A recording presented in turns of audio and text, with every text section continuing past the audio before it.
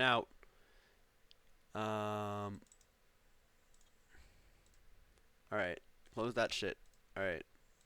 Oh, well, I can't really do that here. All right, so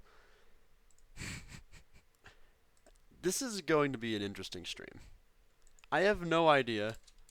Um, I have no idea if this is gonna go anywhere. For all I know, I could start a whole bunch of shit with people that I don't know. I did not grab the link. I feel stupid. I grabbed the link from the bar and not from the the place. I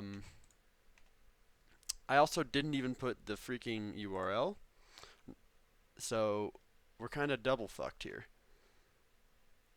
But it's fine because no one sees me doing this. It's no one has to know. All right, wonderful. Um, I guess I will keep that open for the sake of it. All right, there we go. I'll move this over to the side so that if I ever need to do anything, it'll be right over here. Wonderful. All right. So, uh,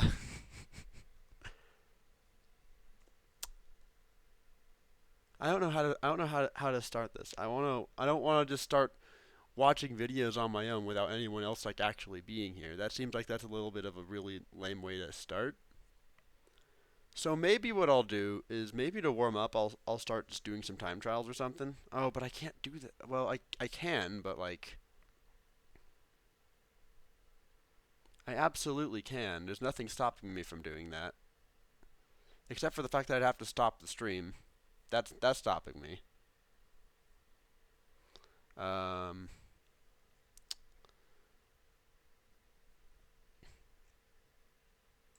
I'll I'll shelf that for now. Um, I don't want to start this until someone actually fucking shows up. You know? Does this seem like does this seem completely unreasonable? I don't know. Um,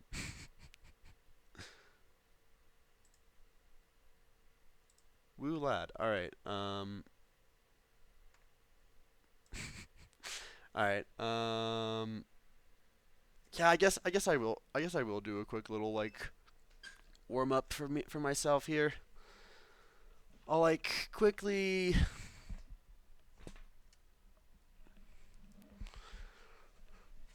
Is it going to work? Am I going to have to restart the thing? Elgato? Okay, cool. No, I can. I'll just play with like an absurd amount of lag. It's fine. No one has to see anything. Oh god, this is. I don't think this is doable. But I'm going to. Oh god, this is not doable. Okay, I can make this work. I'll do this until people show up. You know? I'll play it by ear a little bit. Then when I start seeing some activity in chat, that's when I'll actually do this. If no one fucking shows up, I'll cancel this idea entirely and go straight back to Sean Palmer runs. Because if no one's gonna be watching me, be I might as well be making progress towards the one accomplishment that I really have going for me right now.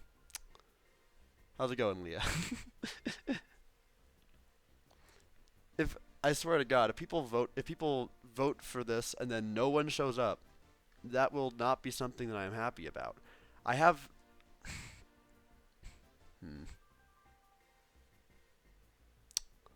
Um, what I'll do is I will do like a couple time trials and then judge it by then. This will just kind of be a little bit of a hand warmer to get me used to talking stream-wise. Give it to people a chance to show up. So, Palmer, I hardly know her. I was playing as my me earlier because of the fact that for a certain war we had to use a different tag than normal. So, um, what can I? well, yeah, I'll just do one run at Snowland. Why not? I swear to God, if I'll do like I'll give it like 10 minutes maybe. 10 minutes is probably the maximum. 10 10 minutes or like 2 decent time trials is what I'm thinking. Wait, am I on? I'm on 100cc. I'm on. Sorry, not 100. 200. 200.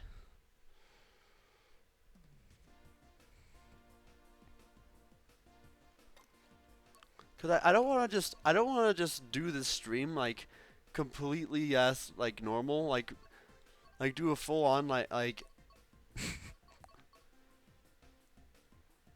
there's not a point of a dissecting YouTube videos if there's no one to dissect them with. So if that's what happens, I will be depressing.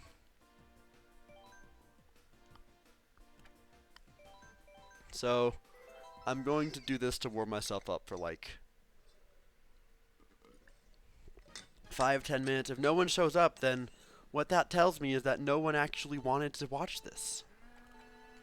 And that really, I should just be focusing on what I have been focusing on, which is just a sense of notoriety in something that no one else can claim. I don't have to freaking do this.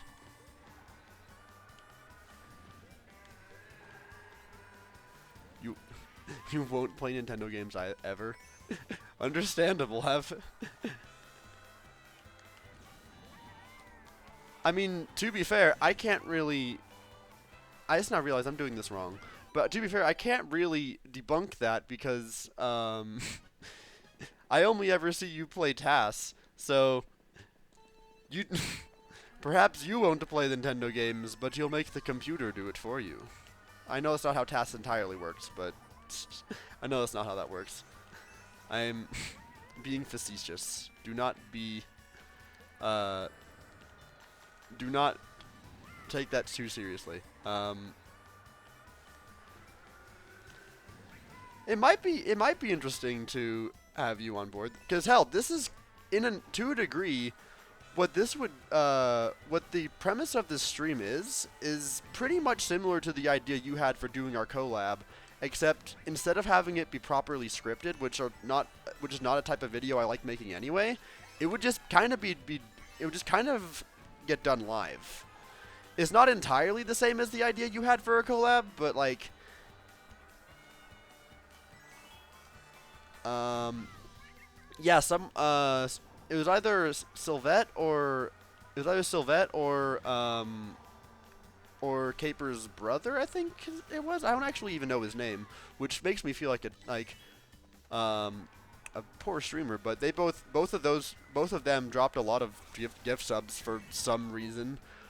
Don't know why they would ever do that, but they did, and you were one of the people who got it. So, yeah, gift subs have been showering recently. I don't know why. But hell, I'm not going to complain about it. I mean, I say that as though I don't have a large history of complaining about people giving me money. But it might be because of the fact that I've more recently considered actually doing internet stuff for the long term instead of in case that my degree stuff doesn't go through. But hard to tell what I'm really going to do. The one thing I do know is that we have enough people in chat to where I feel comfortable, to where I feel like I can still at least go through with the idea of this stream. But I still think I'm gonna give another 5 minutes to let people trickle in, so that I can properly start the reaction content, which this is basically just a glorified version of. Fuck it, donut planes. Actually, I don't think my donut planes ghost is very beatable. Like, I actually practiced this one a little bit. It was only like 10 or 15 minutes that I practiced it though, so I don't think this will be too bad though.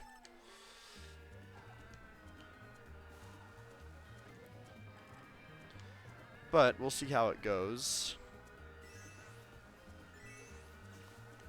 Also, Leah, you still haven't given me a direct response on if this is something you'd want to be involved in.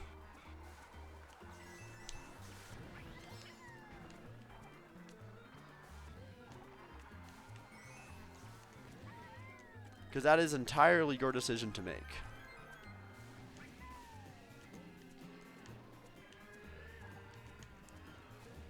Oh my god, this is terrible.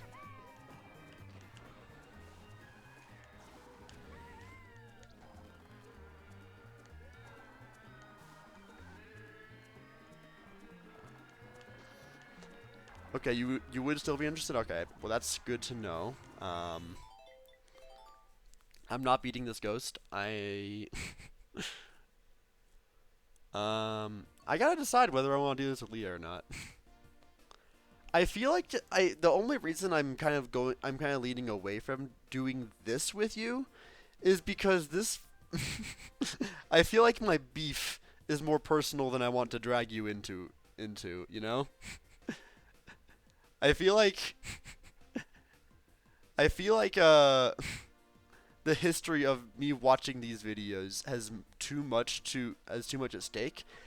After I'm done talking about the videos I want to talk about, and because another thing I'm thinking about doing is during the stream doing an updated tier list for all the tracks in this game and how I feel about them. I don't know what I want to do. So that's all worth considering. I guess I'll do this. Why not?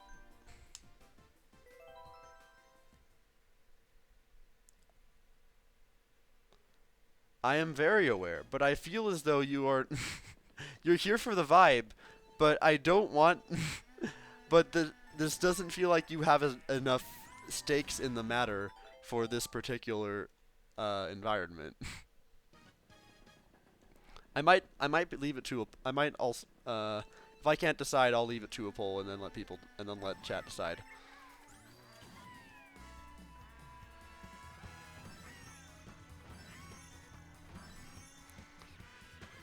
I am playing this track only because it gets picked somewhat frequently in Clan Wars, so.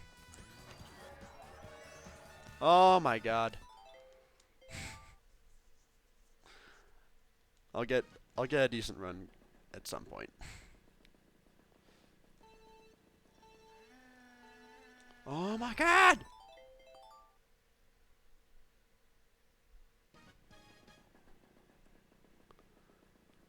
I mean, you're welcome to anytime you see me streaming, you are welcome to join. And honestly, a lot of the time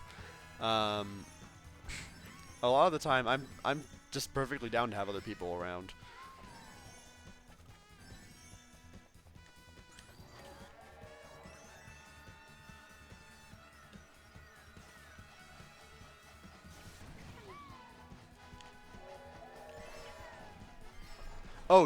Doing the actual one.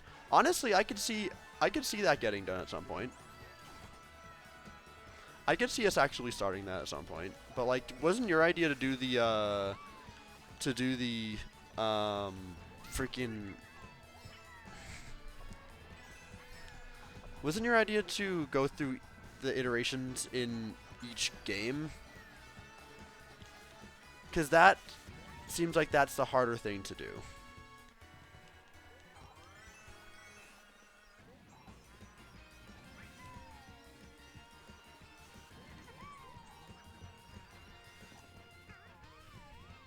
I suck.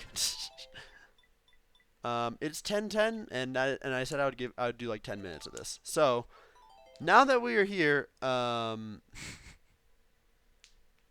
that we're here, let's get into the main event. All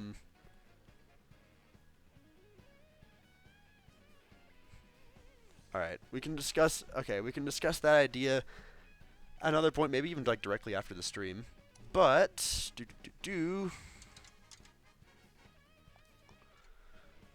I can now plug in my other monitor again. We're done with Mario Kart for now, so that goes away.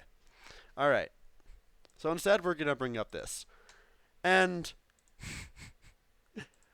let's get started into the main event. 'Cause that was just me doing a hand warmer to um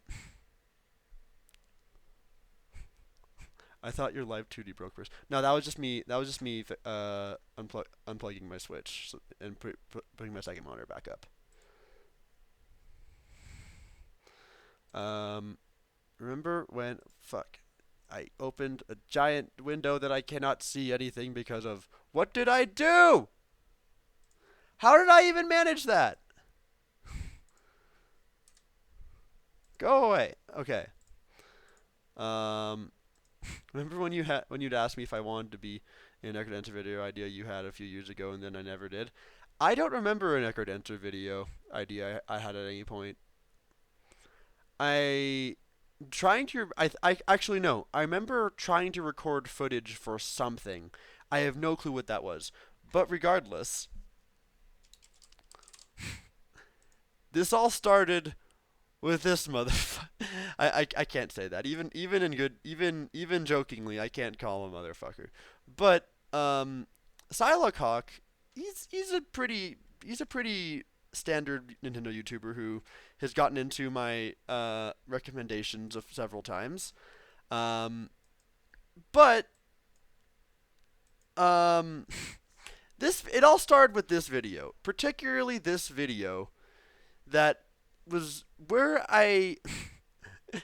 It all started with this video, the complainers versus apologists Mario Kart 8 Booster Pass analysis, um, and me being me, I love me some Mario Kart 8 Deluxe, and for me, I will just lay out the very fine opening statement for these videos.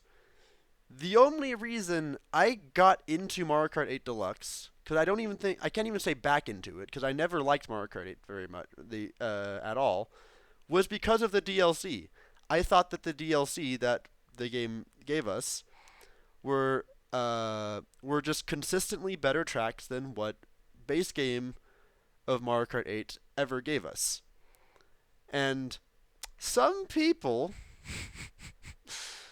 um, do not share that opinion.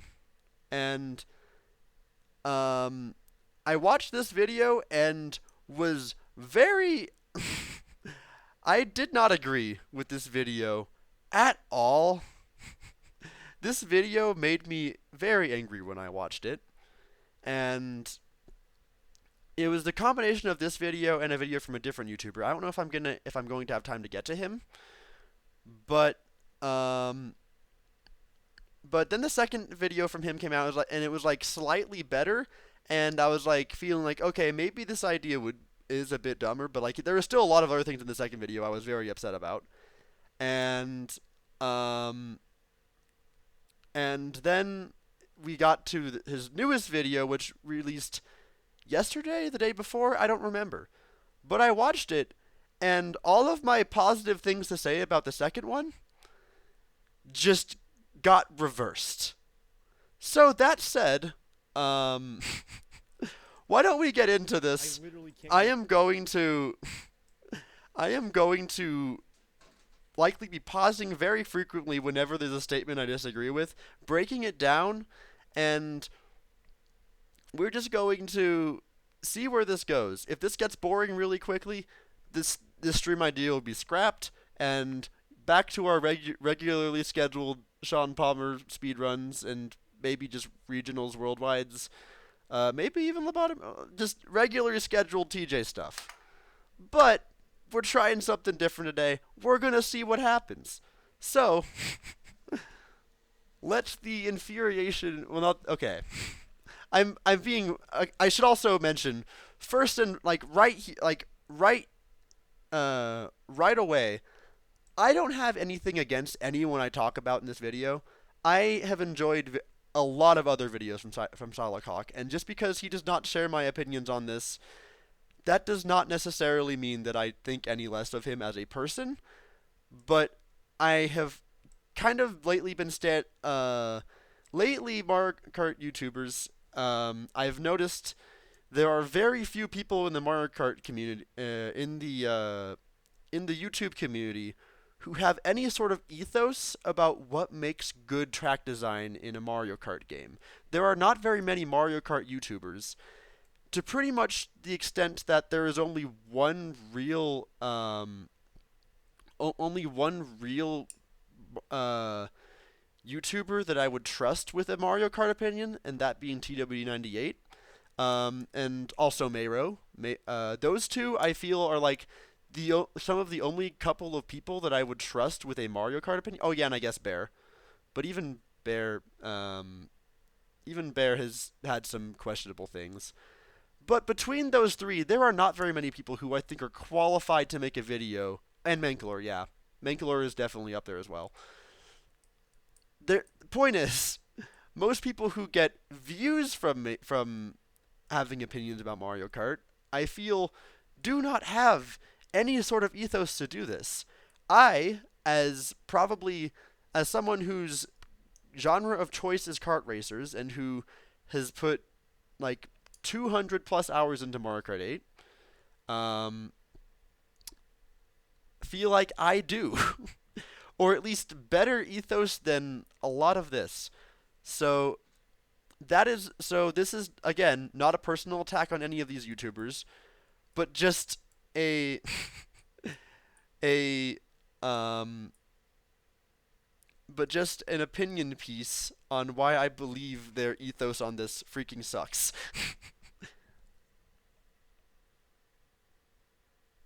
CTR is like the only kart racing game I've never played. Shut up.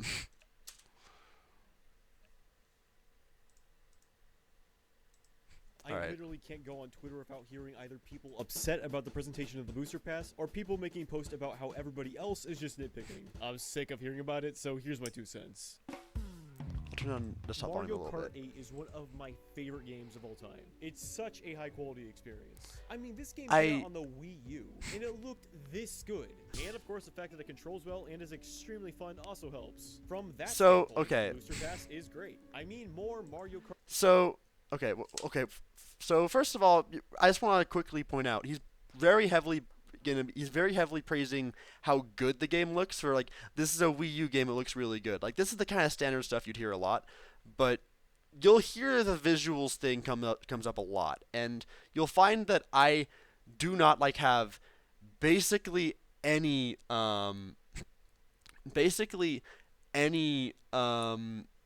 opinion about how things look visually, or at least I don't care about it as much as he will, because oh my gosh, he makes it like his core argument for most things. But let's go back a little bit. On the Wii U, and it looked this good. And of course, the fact that it controls well and is extremely fun also helps. From that standpoint, the booster pass is great. I mean, more Mario Kart 8 is great, so any excuse to play more of it is fine by my book. Although whether you're a fan or not, it's hard to deny that there was a noticeable downgrade in quality, at least in regards to what we've come to expect from Mario Kart 8. Okay, so he's talking about a noticeable downgrade in quality. I can't tell entirely if he's talking about this entirely from a visual standpoint, but he talks about the design of some of these tracks later on, and we'll get to that. And here's the thing. If this is how Mario Kart 8 always looked, I don't think anyone would bat an eye. I mean, the Switch is a handheld system, and for what it's worth, it's not ugly or anything. Most of us are not familiar with what sort of hardware specs. He's playing on like 50cc. So without a frame of reference, a lot of look us at how probably slow just this look at gameplay these tracks is. and go, yeah, this is the best it can look on Switch. The problem is that we do have something. Why to is he compare playing on like DLC to. 50cc? Mario Kart 8 is an absolutely gorgeous game. Like, we're talking so good, I can't even begin to comprehend how they optimized it this well. I mean, it runs at 1080p at 60 frames and still looks this good? That's insane. And if Nintendo can get this game to look this good, he talks so much about the visuals. Then 8 years later, why is this a standard that everybody is okay with? I've heard the claim all over Twitter that those who are critical over the visuals are only noticing these things because they're stopping dead in their tracks to point them out. But when people stop to take a screenshot, that's only done because that is the most practical way to show something you notice while racing. I mean, unless there are some butthurt people going out of their way to nitpick these things. But even then, you don't need to pause the race to notice things like the grass doesn't have a texture, or that those flags aren't animated. Those bushes aren't textured. You can't even pretend you have to go out of your way to notice this one, since you're here staring at them until the race starts. So what I have to ask is, why does something like this affect his opinion on the entire experience as a whole? Like, it's a more simplistic art style change, and it's because it's content being added to a game that's like 8 years old.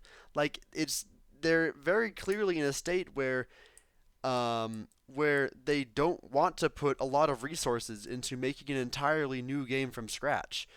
They just want to expand on what's already here, and in order to make that a reasonable use of their time, why focus on these visual things that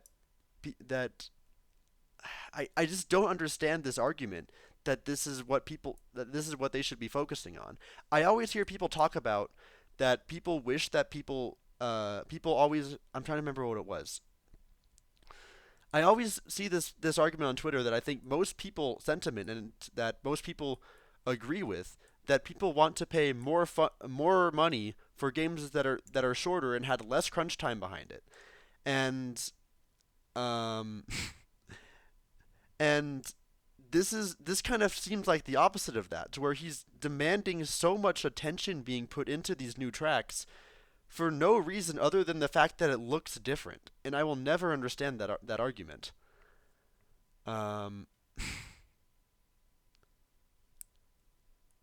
But yeah, that's that's where we're at Even more now. so if you're playing this online and are waiting for everybody to load in. And Pink Sheep, or the yeah, water this view, which is an something that I experiment, noticed while so I just have no racing clue normally on if stream. I'm gonna continue it. Oh my, that I don't water know looks if it'll bad. work, Holy shit, I didn't but even this is notice what I'm that trying. right there. That water looks really bad. Oh my gosh. Hold on, I gotta go back. Look how bad that water looks. What the fuck? Like, Mario Kart 8 has really good looking water in some maps. I don't know why they wouldn't just We're use talking water. about water graphics You here. I'm don't gonna be need honest to with go you. out of your way to notice any of these things. Just It's don't one thing to care. have a screenshot of somebody facing the wall, but if I take a normal still, looking forward, the direction you are supposed to look, and that looks cheap, then that's where the criticism is coming from. Even more so when you compare it to a base game equivalent. If these tracks were some of the best layouts we've ever seen, regardless Yeah, of visuals, it would be I mean, there's easier to clarity for overlook. sure. But with Like, the exception of Ninja Hideaway, which has some questionable design choices in of itself, okay. Um, he's gonna say with the exception of Ninja Hideaway. Ninja Hideaway is the exact same way. Like, it has other details in it, but Ninja Hideaway still has the same like blocky art style to it. It's like, am I crazy for thinking that? I don't see how Ninja Hideaway is an exception to this. these DLC picks feel fairly rudimentary. Even maps like Coconut Mall, But which is one of most my of this is- all-time favorite maps on Wii, isn't represented as strongly as it could have been. It It's is so true that Nintendo colorful, is taking though. a I different don't know. stylistic approach than what we've seen in the base game, and there's two major things I want to comment on that regard. The first is consistency. Mario Kart 8 uses a more semi-realistic art style. You want I them mean, to keep it's a still consistent very art style Mario, 8 but you have years textures after that the making? I don't know, colorful, man. stylistic, and more, well, This is more all about art cartoony style. visuals, I and that's fair enough. Kinda don't It's all even wanna subjective linger on anyway. this too long. However, if you are making DLC for a pre-existing game, it's smart to cohere to the style already established. Otherwise, it is really jarring when you go from a course that looks like this to a course that looks like this within the confines of the same game.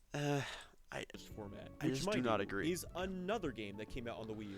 So And this is what probably the it's part I from care the about look least, seen I'll be in the honest. DLC. There's also the standpoint that these maps look better than their tour versions. And yeah, it does look better than Mario Kart Tour. But Mario Kart Tour shouldn't be the standard, because when Mario Kart Tour came out, I think we were all on the same page. Yeah, it I doesn't mean, look without as Mario good as Kart 2, we Kart probably 8. wouldn't be getting these remakes You anyway. can't say it's good enough because it looks better than a game that isn't Mario Kart 8. I mean, if I was going to brag about how good Legends Arceus looked, I would I'm looking Pokemon.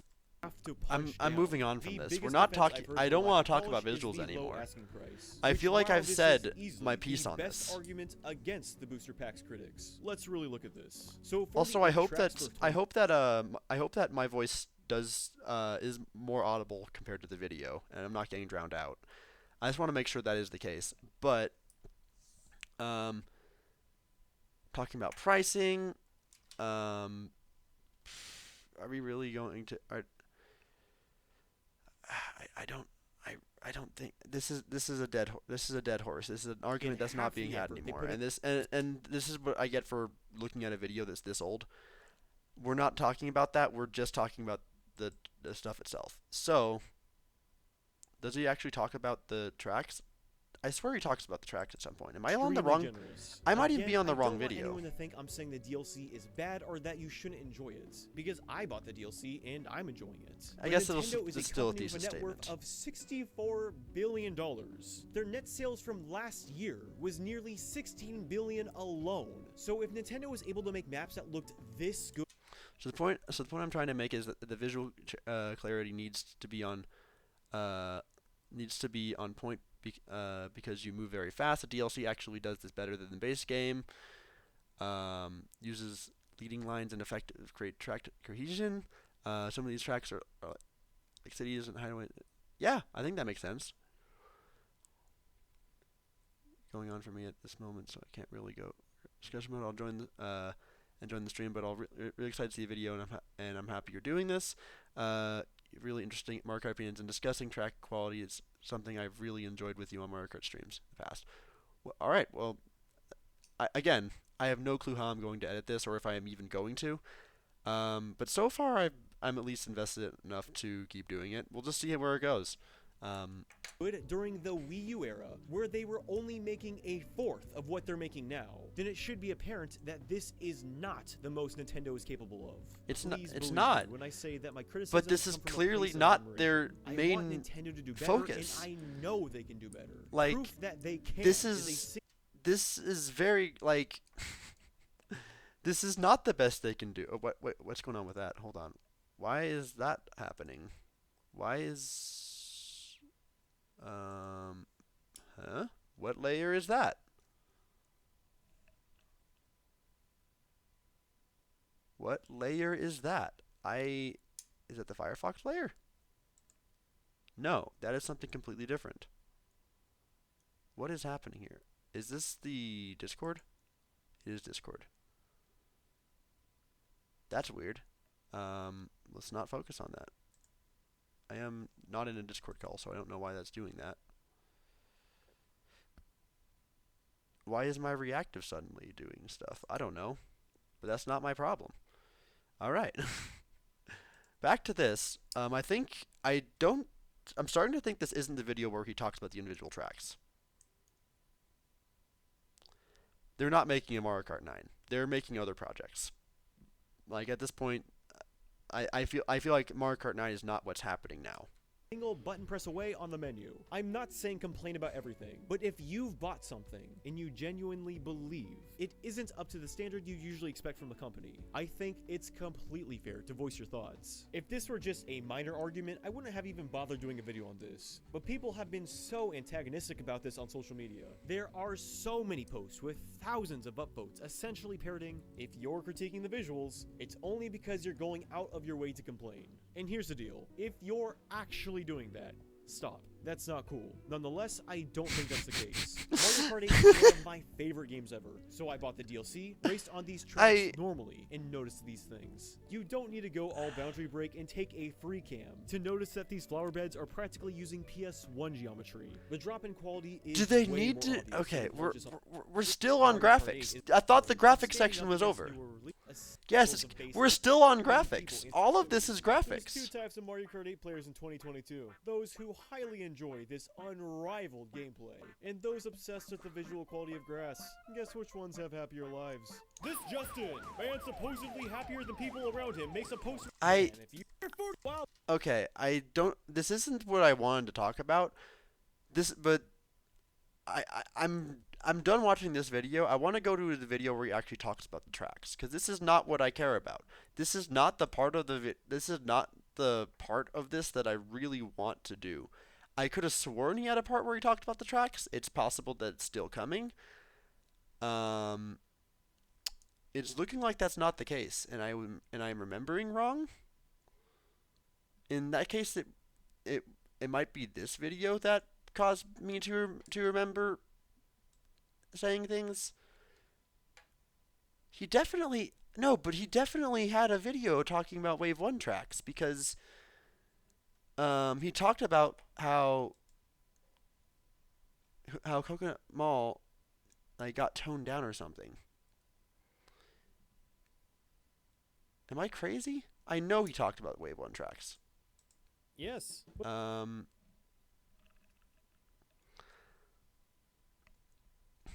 about Mario Kart track. Oh, there's definitely going to be one of those coming. And if it's not this, then it will be something that's slightly better constructed. Because I have a plan on doing that with Leah. And at this point in time, we're just going to have to find out where we lie. But he didn't even talk about the tracks themselves, and I thought he did, and I'm kind of feeling like I'm losing my mind. I guess not in this one. So let's talk about it. This is So- probably the most late I've ever been to a topic. Been busy moving into a new place, but I still wanted to get my thoughts out on this. Booster Pass 1 was a pretty big disappointment to just about everyone. Or No. mostly everyone. Man, No. I made a damn video about that topic. It would seem Nintendo listened to the Literally criticism no. of Pack 1 because things are a tad better here. I mean, this still isn't Nintendo's A game. There is still a noticeable downgrade in quality compared to the many other tracks in the base game. Oh my but it God. is nice to see them put at It least hurts. a little more effort in. I wanted to review each of the 8 tracks individually, but before I do that, I It's want called to mention Finding an a update they Groove. did to Coconut Mall. In Booster Pass 1, the cars did not move. So, I swear he talked. Okay, did I just miss this in the other video? I am gonna quickly go back and look for it. I don't think. Pricing. Still enjoyable. Now it can do better.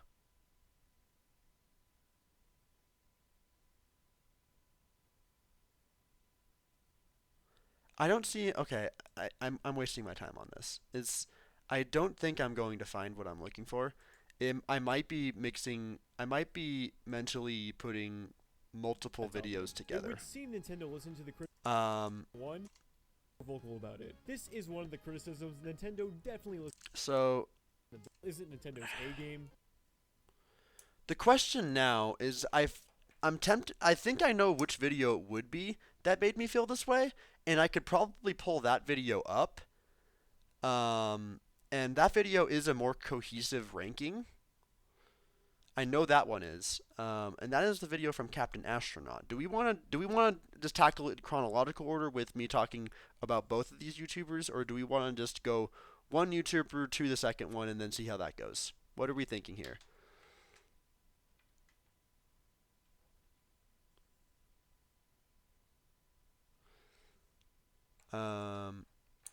I'll take literally any opinion. Just like any one person saying anything, please. Don't leave me on hold here.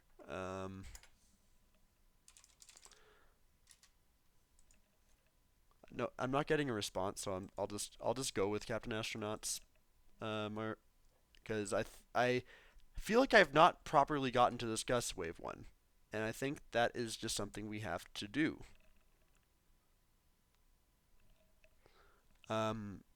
And I don't know if I'm going to keep this format all the way through, but we'll have to find out. Now, where the fuck is his video on Wave 1? Is it gone? Did he delete it? Okay, no, he did his terrible review of Mario Kart Wii after he talked about Wave 1. So, That's why it's called Mario Kart. Here we go. I didn't get to talk about the Wave 1 tracks at all. I thought I remember Silohawk completely hating them or talking about them in more detail. I guess his videos just kind of give me more of an introduction to the topic. But let's talk about Captain Astronaut. I like a lot of his videos. He makes a lot of very good videos that are not about Mario Kart track design. So, and I think what makes... Okay. What real quick before we get into it, I kind of do want to demonstrate a kind of a difference between Captain Astronaut and Silohawk, is that Silohawk is just someone who expects like everything to like look be on par graphics wise, and he's expecting like more graphical fidelity and just like how good everything looks, and isn't as experienced with the gameplay. Captain Astronaut, he seems like he talks about these tracks, like specifically from a design standpoint. And I feel as though he does so way more confidently, and and as a result feels like he knows what he's talking about less, but also makes less, like he talks way more confidently about what he says, but he says less things that make me really upset. So let's just get into it. So we had to wait 8 years for new courses. Alright guys, here we are playing the Mario Kart 8 Deluxe Booster Pass stages. I believe Oh this no, one I is know. Toad I just now Circuit. remembered. I see that Nintendo took some inspiration from the recent success of Elden Ring and made it open world. Very bold design decision. This when joke did is the lag very do stupid. this? Oh, I was playing the wrong game?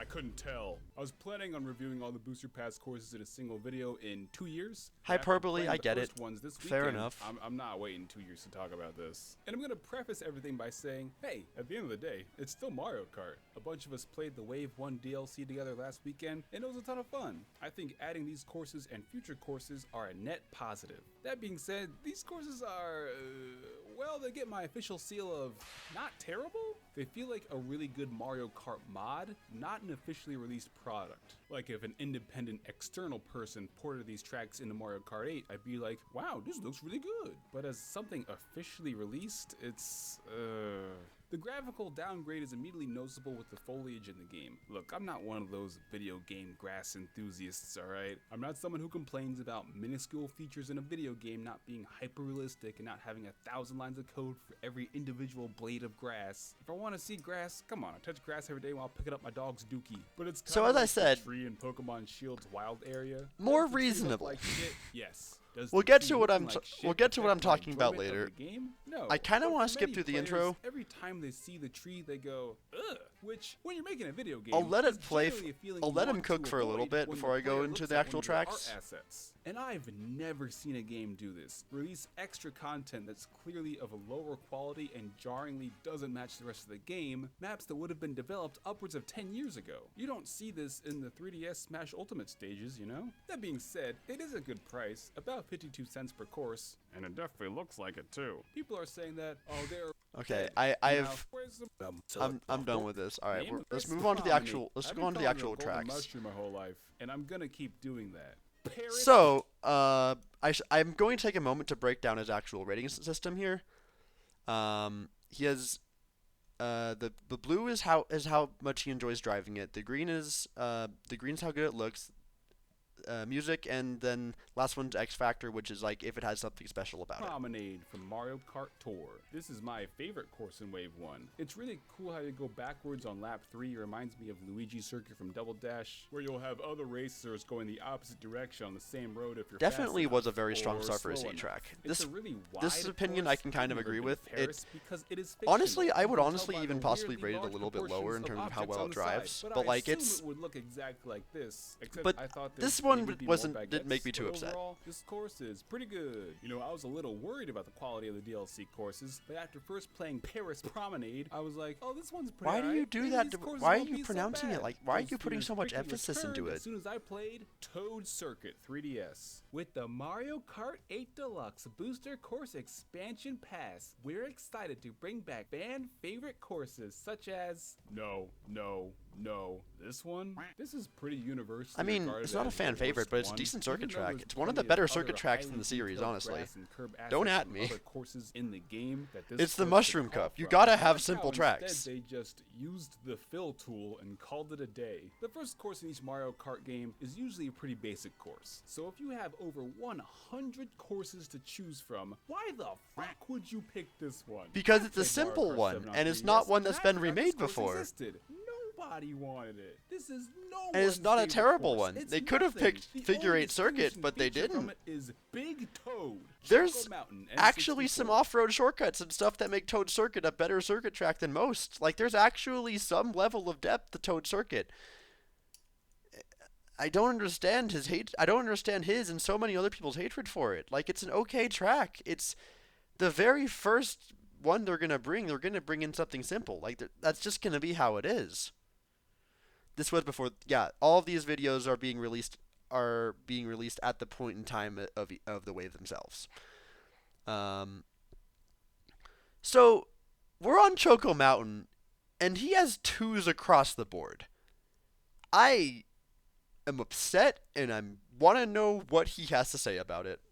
This is an iconic map, mostly because of how broken the original is, and how you can get screwed if you fall off. See, None he of knows those about parts weather are here, tankos. so as a result, it's a very At least I basic think that's what course. he's I guess implying. between games, they added guardrails because of whatever the mountain equivalent of OSHA is, and I'm convinced that the ladder at the don't- start is a sly reference I don't. to the weather. Oh, Tanko skit. actually I see what he means by that. Him use the image with Wario and immediately reminded him of yeah. That wasn't an argument. That was an offshoot joke. It's Yeah, been so he over knows a about weather decade since tankos. I last played it in the DS one. He knows so a I little could bit be about what he's talking misremembering, but about. This course seems slightly shrunk down. I can really tell by the lake you go around towards the end. It just feels smaller than I remember.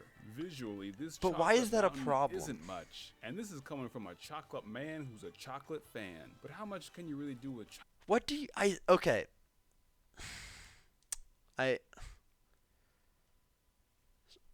Hold on. And it just feels smaller than I remember. Visually, this chocolate mountain isn't much. So he's gonna complain about the visuals here. I'm gonna go ahead and cheat for a second here, because there's way more to look at here than the N64 version. Like, am I crazy?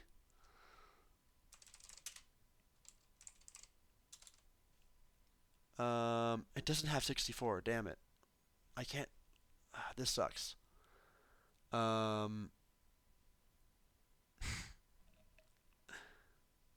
you say this, are you talking about the 8 version?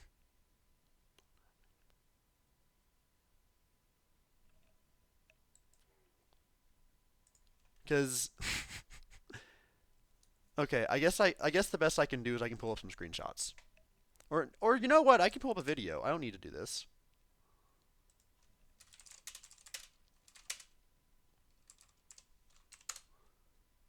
So let's look at just regular Mario Kart 8 Choco Mountain here. Just some gameplay here.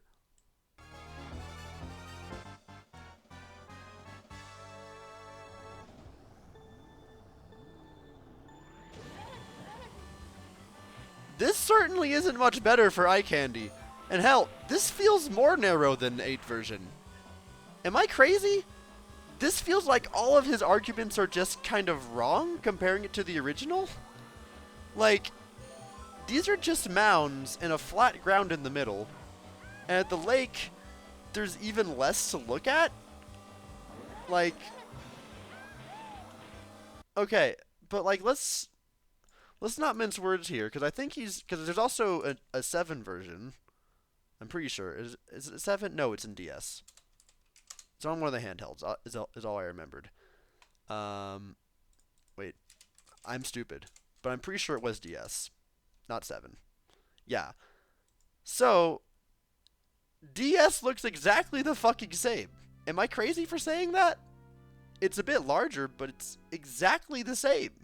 It's wider because of the fact that you have to make it wider in order to fit everyone at the starting line. But like, this looks exactly the same.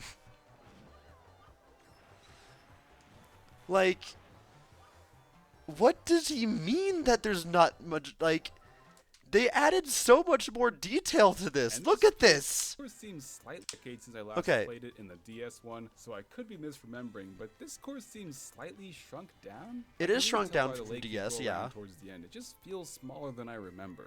Visually, this chocolate mountain isn't much, and this is coming from a chocolate man who's a chocolate fan. It's But so how much can you really prettier in do this with version. This chocolate is one of the rockets, best looking Wave 1 tracks. He's slandering it like this, and I don't understand why. Oh I boy, think they're just Coconut regular Mall's next. rocks. Oh, Man, that's okay. some bull. So if it wasn't Psylocke Hawk who made me want to who made me pissed off about Wave 1, it was definitely Captain Astronaut. And then Psylocke Hawk repeats a lot of the same complaints about Choco Mountain in his video later on. But I digress. Coconut Mall, we take that saturation slider and crank that shit all the way up. feels like I'm staring into Hyperbole, the sun sure. during an acid trip. Mario Kart Wii, It's the not game that I bad. do not like, Am has I this crazy? weird washed out look to it. So maybe this is what the course looks like with the washed out effect removed. I'm not sure if They this look. course is Am I smaller crazy, or are the colors in between his Wii shot that he all had the way up. like It very has this similar? weird Like this looks like it's a similar. Okay, it's a little bit more. It's a little bit more saturated. It is. It is a little bit more saturated, but this is still pretty blinding.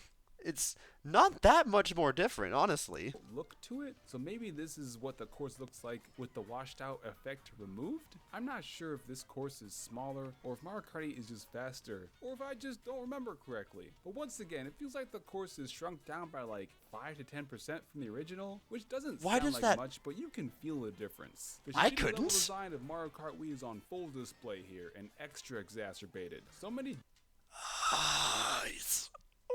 The shitty design of Mario Kart Wii. Gonna hold my tongue. I can't possibly jumps make you break just that slam down. into a wall. These horrible turns look sloped like a half pipe and would probably make for good anti-grav sections, but instead you just bonk into an invisible curb. I might be the Okay, well, okay.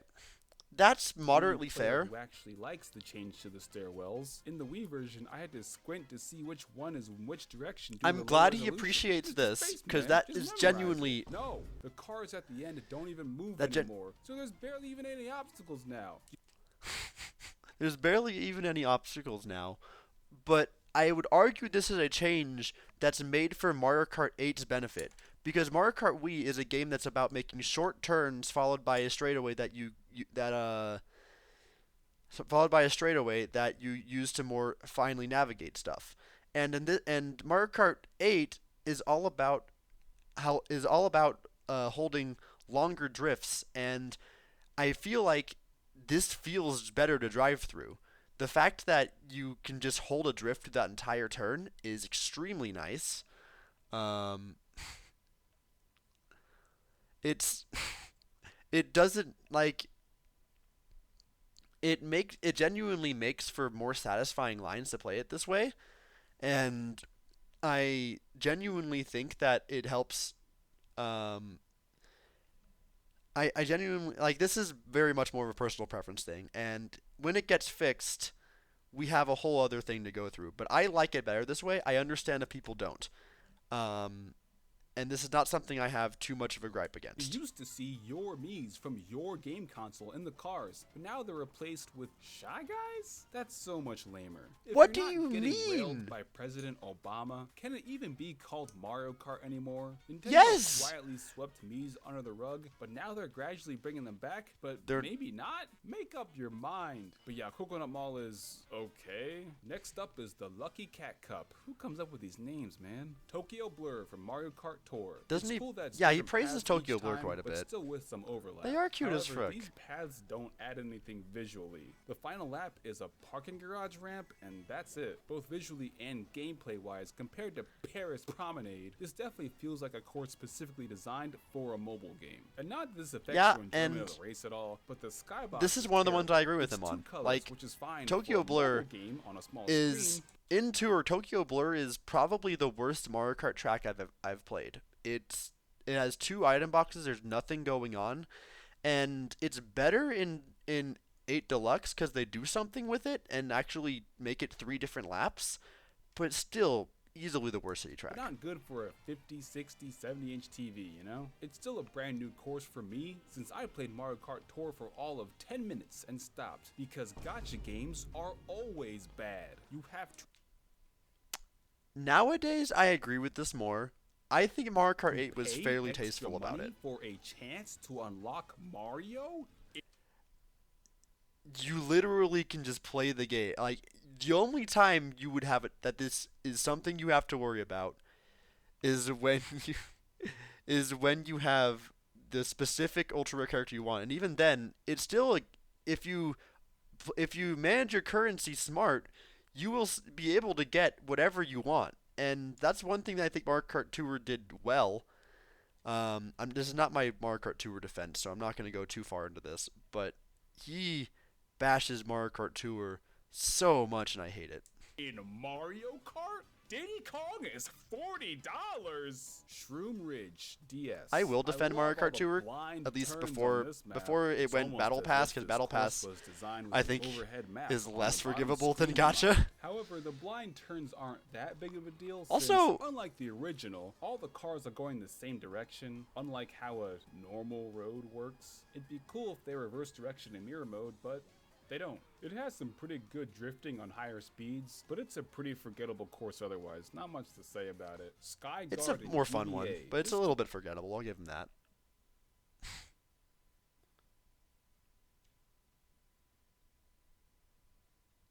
Why it's called Lucky Cat Cup when Tokyo Blur?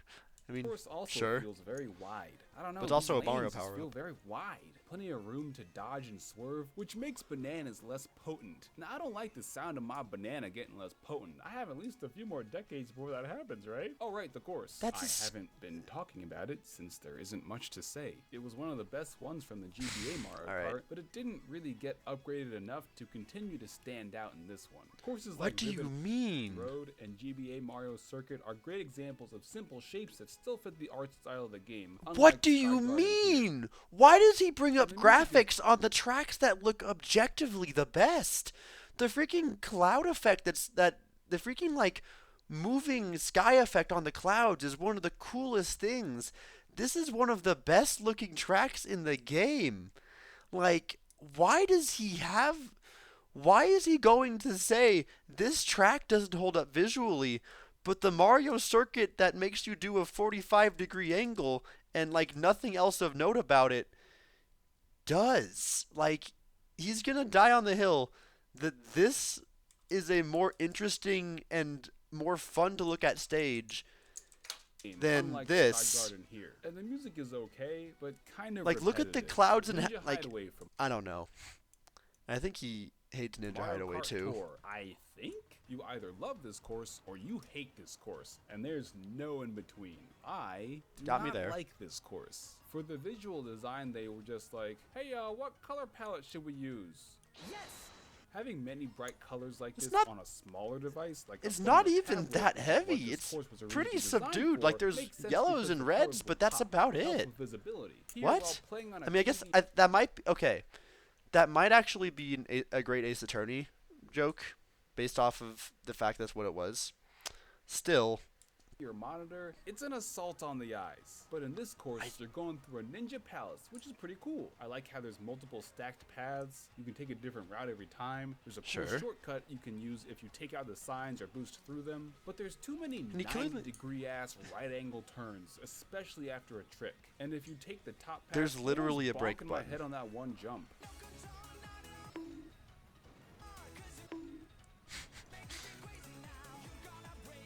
that is not my problem. And the fact that he also is fairly well versed in Eurobeat also makes this hurt in another way. But like, he kind of knows what he's talking about, and like, yeah, that's annoying, but like, that's just what's going to happen when you make it switch paths like that.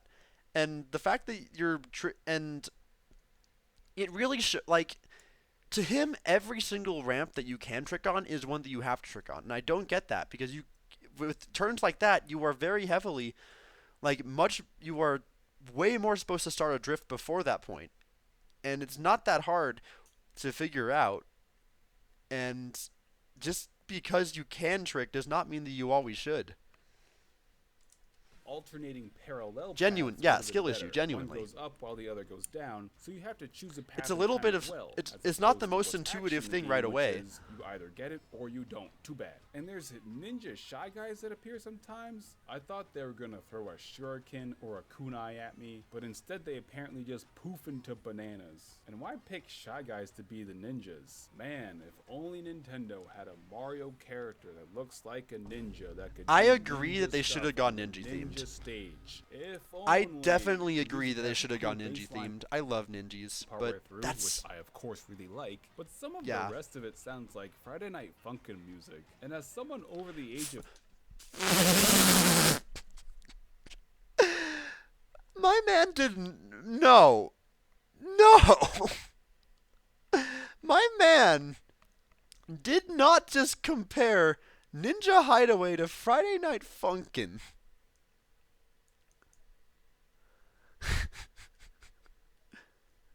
I don't know. Why does he? I don't know why. I'm sorry. I gotta process that again. If only. The music Yeah, has a cool sure. bass line Ninja. partway through, which I of course really like, but some of the rest of it sounds like Friday Night Funkin' music. And as someone over the age I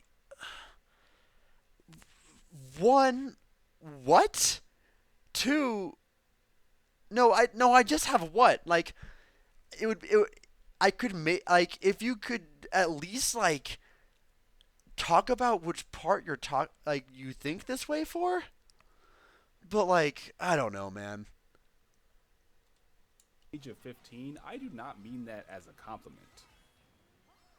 So that's do I These want to listen to courses this? might grow on me over time. However, as they are now, I would not say that this is their best first impression for this pass. But if you look at Mushroom Cup in the base game, I wouldn't call those courses the best in the game either. There are still 40 more courses to look forward to, and it's possible that they'll update with Wave 1 courses with a texture pack or something, but knowing Nintendo, I doubt it. There's currently a lot of spectacle over the fact that there are new courses, but that spectacle won't last forever, and we're going to have these courses in perpetuity. I don't know about y'all, but I'll probably be playing my Switch probably for the rest of my life. I think we're done with this. Let's move on to Wave 2.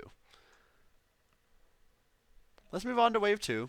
And there's a lot of talk about them fixing the cars in Coconut Mall.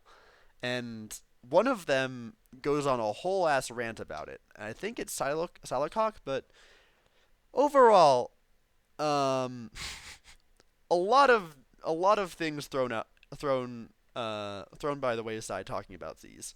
But let's go to There is Silacock still now. a noticeable downgrade in quality compared to the many Noticeable other tracks downgrade. in the We're on base Wave game, 2 now. But it So is nice to see them put at least a little more effort in. I wanted to review each of the 8 tracks individually, but before I do that, I Okay, want so to mention an here we update go. they did to Coconut Mall. In Booster Pass 1, the cars did not move, like at all. It was extremely lazy, and many people were vocal about it. This is one of the criticisms Nintendo definitely listened to, because they've now updated the cars to spin in a circle periodically. Many game journalists and basically all of Twitter are now deeming this fixed, but everyone claiming this change is fixing it are overlooking the entire challenge these cars originally presented on the Wii in the first place. So in The Coconut entire Mall on Wii, challenge. the cars moved back and forth. Simple pathing, sure, but it presented a dynamic challenge. Because these cars were always moving, you couldn't always take the same routes. You had to look ahead and go, I mean, you "Okay, that definitely car over there could. is Like, you can definitely weave between them and Wii. You can absolutely take the same path. And like, you just have to weave a bit closer. And while that is a fun thing to do, this mechanic wouldn't work well in Mario Kart 8 Deluxe, where you have to commit a lot more to a line you take. Like, any time you take a turn in Mario Kart 8 Deluxe, you have to fully commit to that line for the most part, unless you counter hop, which is not an intuitive thing to expect new players to do, especially for a track introduced this early. here, it's moving And forward at X speed. I I'm think the moving forward at compromise they Y speed. reach. So by the time I reach that car, it will be over there, meaning I should not veer left or right and continue forward. I broke down what is ultimately very simple forethought, but again, the challenge was dynamic. It's- and didn't allow you to take the same route every time you were in this parking lot. He's not Updating even the that cars good to at Dick it, Donuts like- is definitely less lazy looking, sure. But this update still doesn't fix the problem, because much like when the cars didn't move at all, I you don't see skipped why left it's to a the first car, problem. and It's it only a problem because you say it is. It's a much more comfortable line to take in within Mario Kart 8 Deluxe. You can actually commit to you can actually do what you do in most of the time in Mario Kart 8 Deluxe and do that, but it also does require you to have that same level of visibility if you're going to hold a drift through it, because you have to know whenever they're going to move out, and as a result, you have to be able to tell when they're starting up their engines whether you want to take the line tight or whether you want to back off so that you can actually make it through without getting hit. And it still adds the chaos that makes Coconut Mall. It is an extremely elegant solution, and when they first added it, I was extremely opposed to the idea, but then actually racing it, the lines still work extravagantly. And what he's asking for is for a line that intuitively encourages less skill, because you're not drifting. You are just automatic, like moving the stick left and right to avoid cars. Like that's not skill. That is just that is I don't know what that is, but it's certainly not skill. Like you are just driving in a straight line, moving back. Like I don't know, man. Continued Shy Guy slander, indeed. You steer to the right of the second car. They never change position, so that is the route you're going to take every single time. I mean, they do, but to a lesser degree. But it's like this, like he's even holding a drift right here. It's cool Nintendo listened, but much like the track I don't know. Pass themselves, this is further proof that the DLC courses are flawed in more ways than just presentation.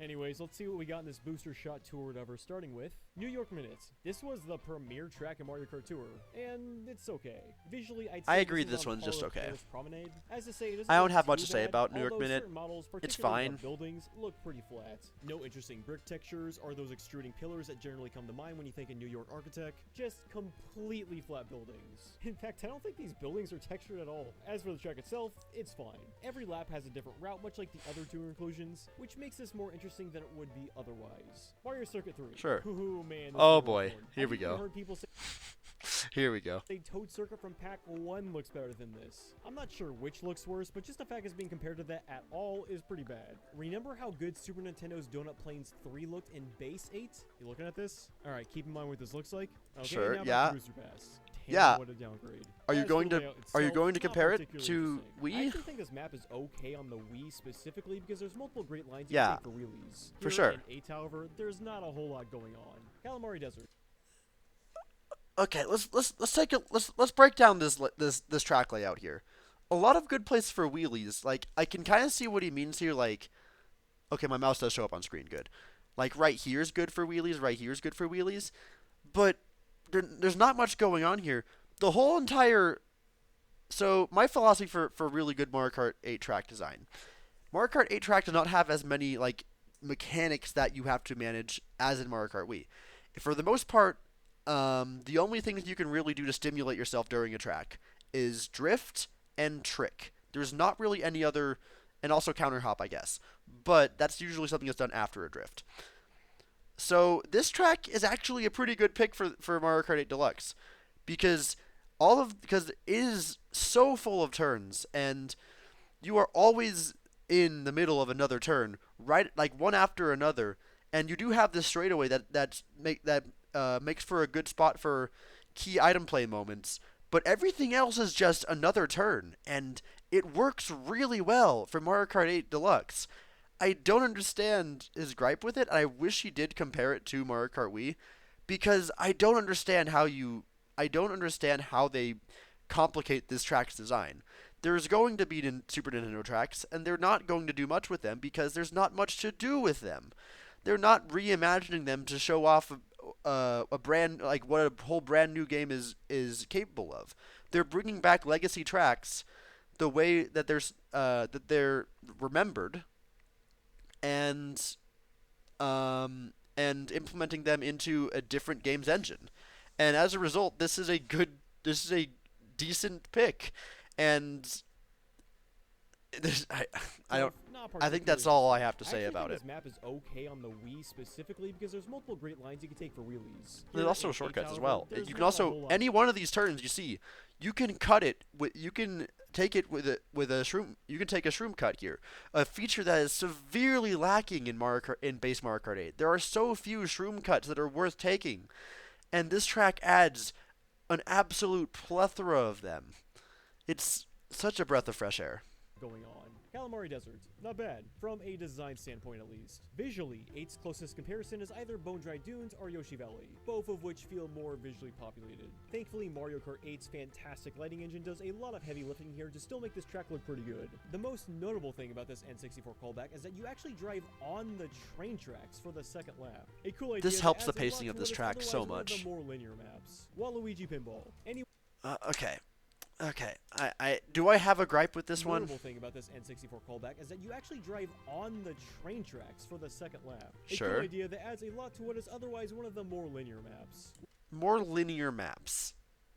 I don't think I agree with that necessarily. There's again, compared to base 8, there are several shortcuts you can take. And I don't know what he means by linear here. So I'm not going to linger on this too much. Waluigi Pinball. Anyone who's watched my Mario Kart DS review already knows while I do like this map, look, just watch the review if you want to know what I think of the course itself, because I don't want to spend like a chunk of this video reiterating. Well, then, I remember graphically, this looks fantastic. Waluigi What? Pinball was always one of the more visually interesting maps. Why does this look better to him? Really brings it to life here. Like, this one is just a bunch of flashing lights and solid colors. Why does he give this one a pass? I really like the neon lights. The high gloss finish on the pinball board itself allows for this cool diffused reflection from the signage above. Just a really great looking track. If I had to nitpick, most of the road you drive on up until you reach the pinball board is made up of like a fabric texture. It's a nice texture for what it is. It's just, this is really out of place. I mean, when's the last time you saw a pinball machine of a woolen table? In before a bunch of people Google it so they can go, actually, in the comments. P. Sherman 42 Wallaby Way, Sydney. Sprint. The other past 2 tour track based on a real city. Of the 4 city maps from tour so far that are currently in 8, this is easily my favorite. While a lot of the this is a good one. textures still look a bit flat, artistic. Oh god, no, I remember. Okay, if it's not his rant, it's Captain Astronauts. Well, besides this, check this out. Early on in the race, you drive through this auditorium, and holy crap, look how bad the audience looks. They are literally flat cutouts. Why does he care about... Okay, remember in the last video when he said he's not going to nitpick details that you wouldn't notice if you were just driving through it, or like that you wouldn't care too much about? He's doing exactly that here. Am I crazy for saying that? These sprites are used in the base Mario Kart 8, but there they were smart enough to have them way back in the distance. And why does that There's a whole matter? giant crowd They of are them, they're super background small, elements. And for that purpose, they look fine. But then here, they are like straight up in your face. Like, for fuck's sakes, if you're going to position... Like, he wouldn't be talking about this at all if there was literally nothing there. I don't understand why he's complaining about something they took more time to add. Like, if they literally had the seats completely empty, he wouldn't be talking about this at all. I hate this At take. least turn them so they're facing the player. I mean, what the hell were they You thinking literally here? go through this is building Mario twice. Kart, That's not Super possible. Mario, and I swear, just the And it's with not the you. way the second seats you are leave sitting. That auditorium, all of the following characters on the sidelines are animated 3D models. Anyways, besides The ones that have like 2 base poses they switch between. Every lap It's is so different, dumb. And that soundtrack goes hard. Listen to this damn saxophone. It's amazing. Persona 4 specialist moment. And yes, Electro Drone knows also do this, yes.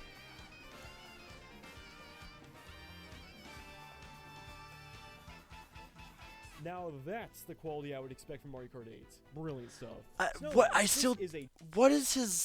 What does he mean by quality? Like, did he have a problem with the music in other waves? He's not talked about the music at all. What is his problem? Why does... Okay. GBA track recreated very nicely. The refractions on the icy road look fantastic, and this map has a beautiful color scheme. The soft pink skies and hues on the ice crystals really complement the otherwise dominant use of blues you would basically expect from a snow map. I'm so happy that he likes my favorite map. Like, he couldn't this is my favorite map in the game. Surely he doesn't have some really stupid nitpick with it, right? The track itself is a ton of fun as well. I love it when Nintendo adds depth to the once 2D tracks and brings new life into it. Yeah. The one thing I need to mention is this damn bridge shortcut. You basically need to take this shortcut dead on. If you're angled too much to the left, you hit the bridge. Angled too much to the right, you hit the bridge. Unless I'm drawing a blank, I can't really think of another shortcut in Mario Kart 8 that is this temperamental. Are you... Okay. There absolutely are, but... This is just a skill issue. You're going to complain that this shortcut is too hard? The shortcut is too hard for you?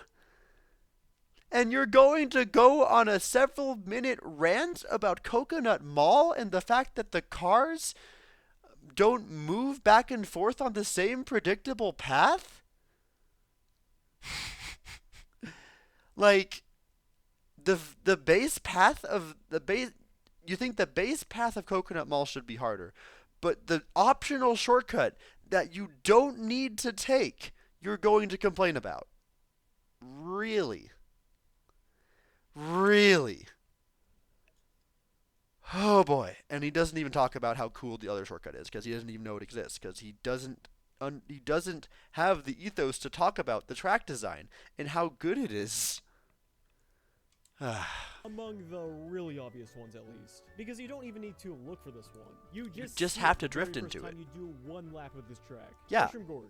This is a fan favorite from Wii, and it's represented well here. Not a Sure. whole lot to say here, other than the fact they added a blue mushroom that initiates a glide, and especially on That was in 200, 2. you That was would in 7. think you could use your glider to fly over this small chasm before the finish line, but the game will like force you back to the ground. I really don't like automated pathing like this.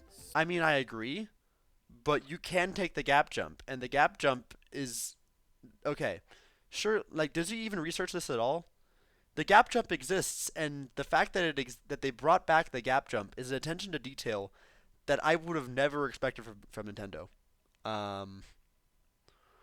So I can be pissy about being pissy about being.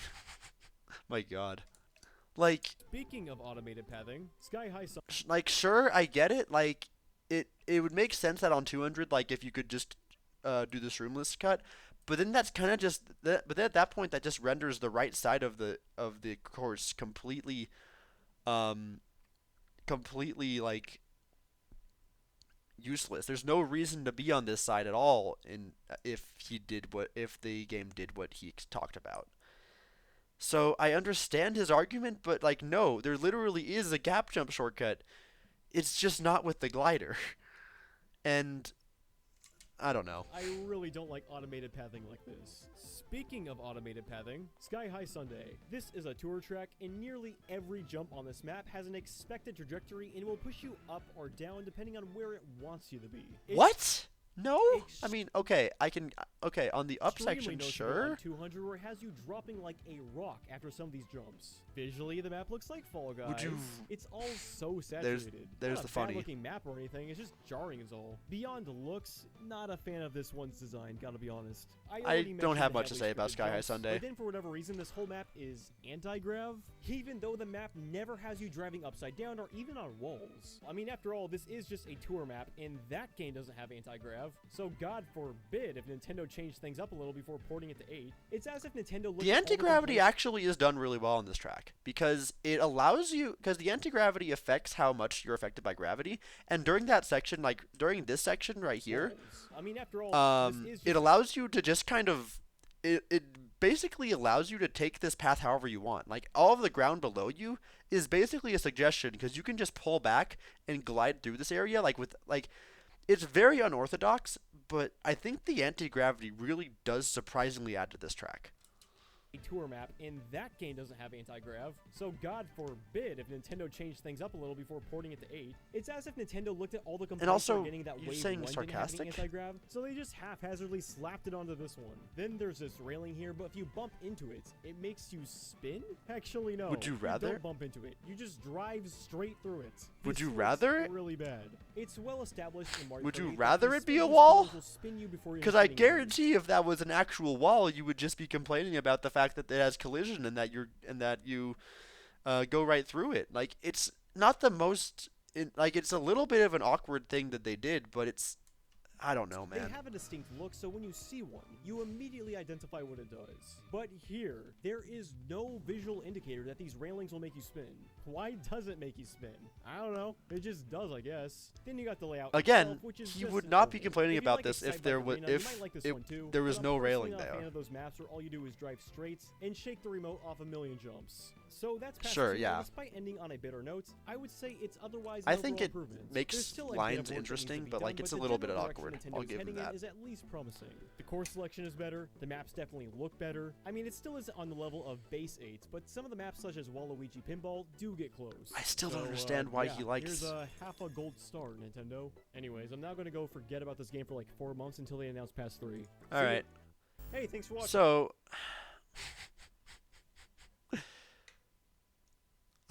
so what I can say is that I'm not finding myself as upset about these videos, and it's probably because it's my second time watching them. I'm still absolutely enjoying going over the things I remember hating, but I think at this point we're pretty I mean, motion trick. I use motion tricks, and I think it's the better way to do tricks, honestly. Um, Regardless, let's see what Captain Astronaut has to say about it. Because both of these two are like the only two people I've really seen talk about the DLC tracks too much, and both of their videos, I feel consistently have made me angry. Wave 2. New Mario Kart 8 Deluxe Booster Pass courses are here. I'll be rating each course in the same 4 categories I always use: the course, the look, the music, Does he? and the X Okay, he factor, goes right giving into them a this. rating Very out of good. 5, where 3 is the average. Also, most of the footage is from my first time playing this course on 200cc, so please do not make fun of my driving or else you'll hurt my feelings. The Turnip Cup. Wait, turnips? Oh shit! New York Minute from Mario Kart Tour. New York City, baby! The Mets! Pizza Pie! I've been in New York City Sure. at least a dozen times, and this course is nothing like the actual place. Times Square, Central Park, Broadway. This is like a child's understanding of what New York City is. NYC Which is good for the purpose one of this the game. worst places on the planet, and this map does not reflect that. Where's all the traffic? Where are the bodegas? Where's all the trash? Okay, but Where's talk about the pattern of talk working about in the a track school itself, checking not the rent? anecdotes Where are about. the Central Park stabbings? Talk about the track, damn it! Yeah. To be fair, the Oh course my doesn't God. include trick ramps like actual New York City, so I'll Okay, the fuck out of here. To be fair, the course does include trick ramps like actual New York City, so I'll let it slide. I haven't been saying anything about the course because it's fine, it's whatever. I like that each lap is different. Mario Circuit 3 yeah, okay. To be fair, I don't have much to say about New York Minute either. from the Super Nintendo one, Oh boy, here we go. and the Game Boy Advance one, and the Wii one, and the Mobile Gotcha one where Diddy Kong was $40. It's a classic course, but it definitely One shows joke. its age. It's kind He of has lame one when they joke don't about do Tour. anything beyond releasing a minimum viable product and keeping it a faithful remake. People who slander Tour just bring up At Diddy least Kong, Super and that's Nintendo all Rainbow they Road ever looks say visually about it. distinct. This is just brown. The course does have good drifting, especially on 200cc. I'm and glad he some AI recognizes mushroom that. Shortcuts, but you know, after 7 Mario Karts where they've been bringing back older courses, and this is this one's 5th appearance, yeah, I think people are pretty okay with no more old ass SNES courses coming back. Especially I if mean, they I- look like this. I mean, sure, but they're not just going to stop bringing back SNES courses. That's not a fair. Like, they're going to bring back all of them. Like, they're going to bring back tracks from every game. Like, and that's a pretty damn good layout. I can't even complain that much. Calamari Desert N64. Remember in my video where I reviewed the 48 base game tracks where I said that the worst courses in Mario Kart are the desert courses and the dessert courses? God. The Oh, worst I courses hate this. in Mario Kart are desert courses I and hate- dessert courses. Oh, and I this remember one this is opinion and I both. hate Well, you it. see, the footnote I failed to mention last time is that the course gets a pass if it has a fun little train on it. This normally This- forgettable course is enhanced by being a fusion of every time they've brought it back, and now each lap is different, and the music has fun Zorro trumpets. That's. Oh, God, I hate that. I hate that he says it like this. Like, oh my God. That is just aesthetical opinion. Like, and you're gonna say it's good because they're. Okay. Calamari Desert is so much better now. This is how you bring back a course. And most importantly, it has a fun little train section where you drive on the tracks and get ran by a full-speed train because it's a blind turn, but it's fine because trains are cool. There's literally a head. The train has a headlight. Okay, no.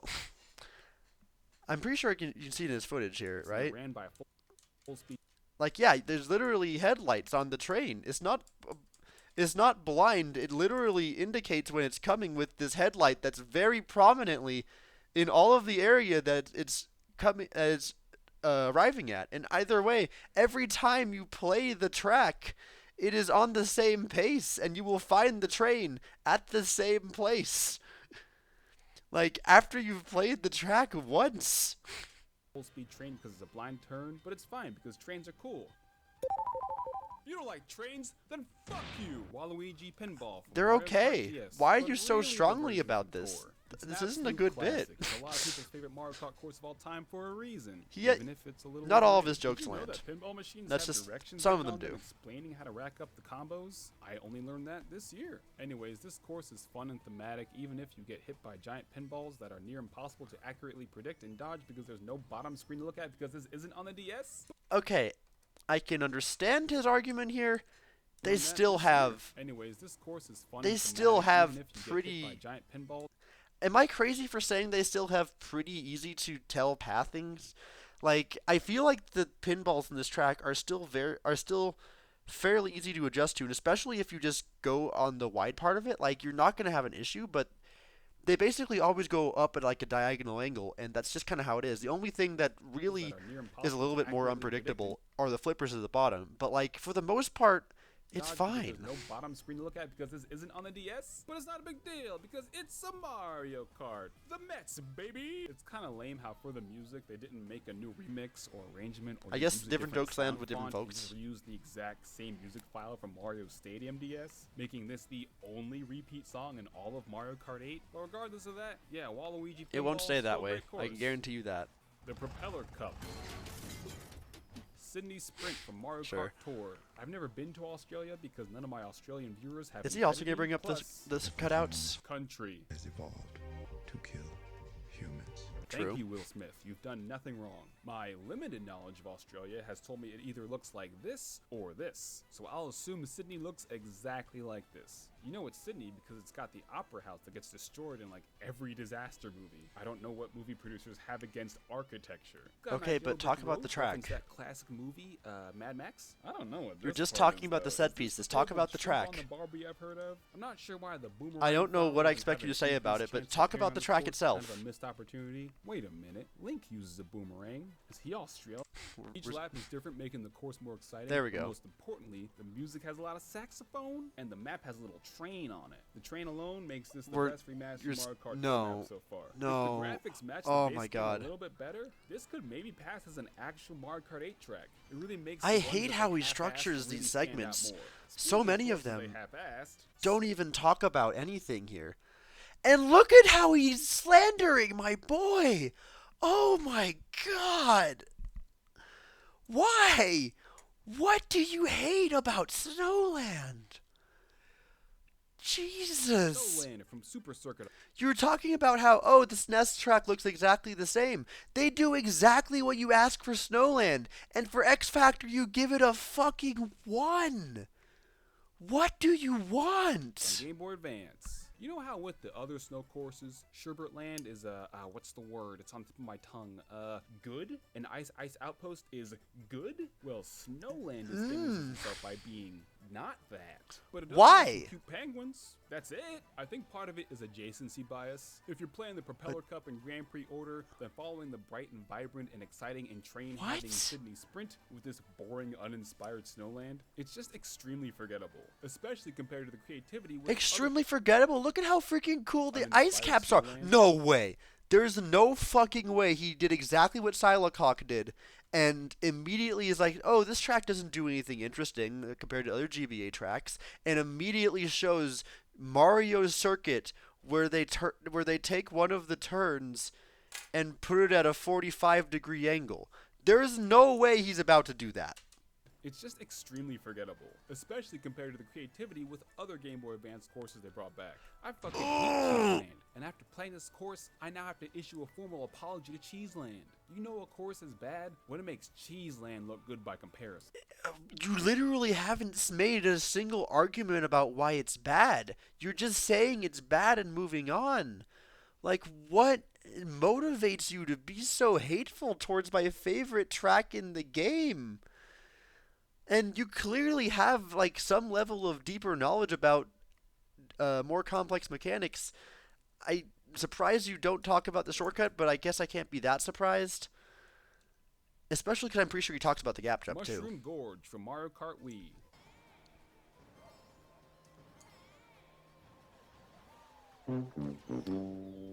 You literally... Okay. I don't even... Wait, he didn't even, like, use it... Am I crazy? Did he not even use his mushroom? Okay, he does. Never mind. Okay. Enjoy this course. And sure, I kind of... I understand... It's barely an argument, but I understand what he says. There's the mushrooms in this game were not designed for Mushroom Gorge, and that's the sad thing, is because you do not have, once you go onto a mushroom, you have no way to readjust your angle at all, pretty much. Like, and that is a pretty large problem with this game. But I as do not always, enjoy this course. Sky High. he just does not talk about it at all.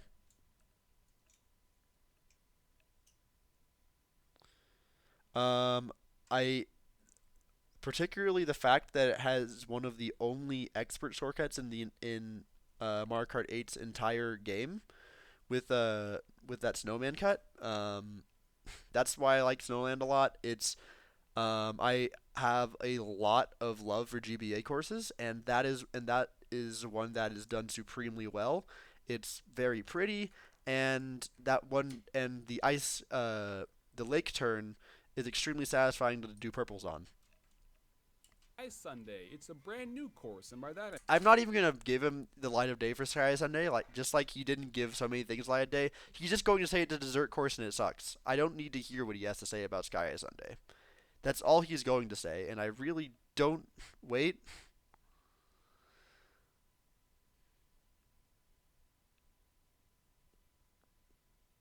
I mean, I feel like the gap jump had to have been intentional. The indicator? What do you mean?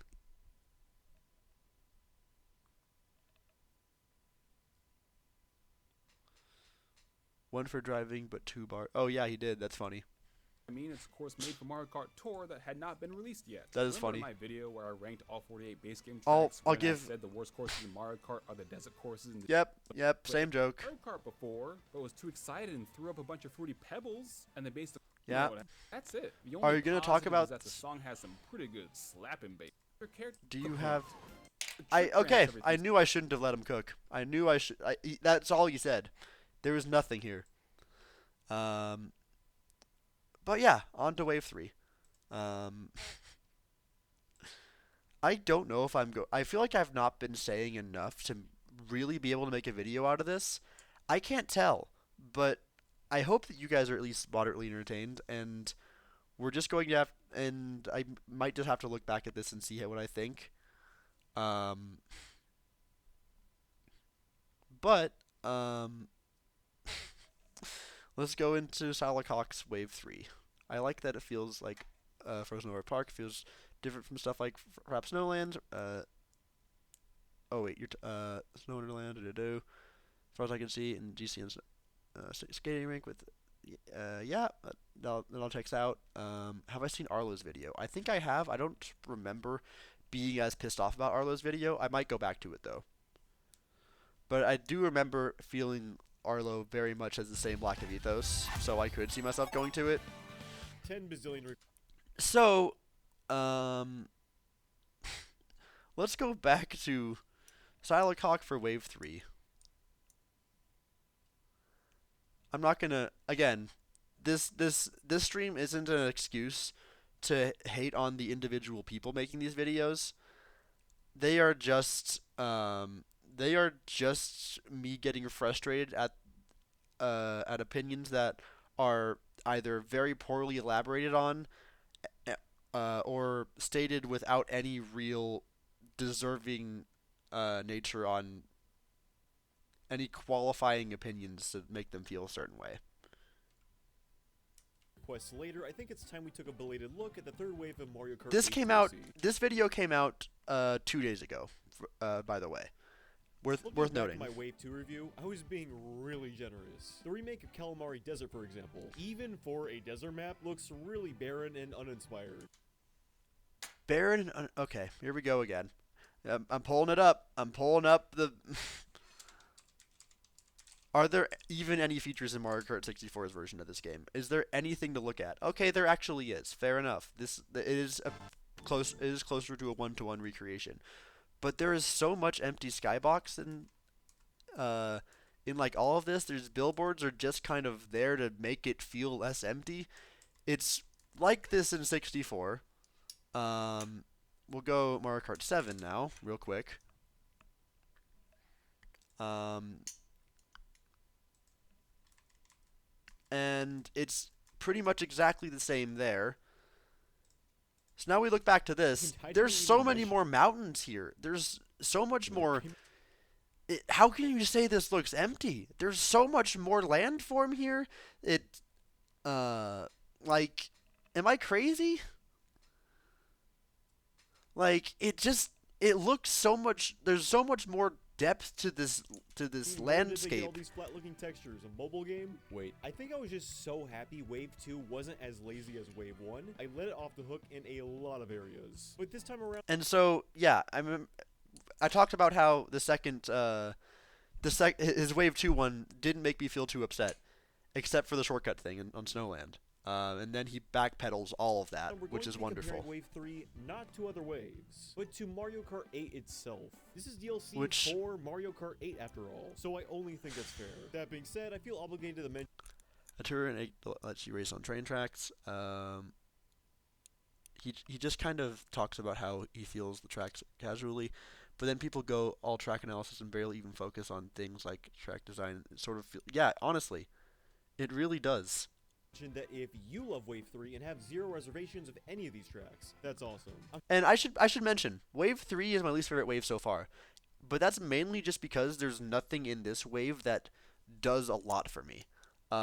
Wave 1 had Coconut Mall, which is a reimagining of Wii's, which in Wii, Coconut Mall was one of my least favorite tracks. It felt very awkward to drive, and it kind of had that sort of custom track fever where it didn't feel very good to drive. It just never felt perfectly at home. And the way 8 took it, and the way 8 kind of flattened out those bumps, made it feel a lot more smooth. And also just the engine makes Coconut Mall feel a lot better, and especially that section with the cars, I would argue feels better to drive in 8 than Wii, just because of the fact that you still have that micromanaging of deciding how tightly you want to take the line, with the cars having an impact on that. But you're constant. But it feels much better to drift in this game compared to Wii's on that turn, and as a result, it's more beneficial towards this game's engine.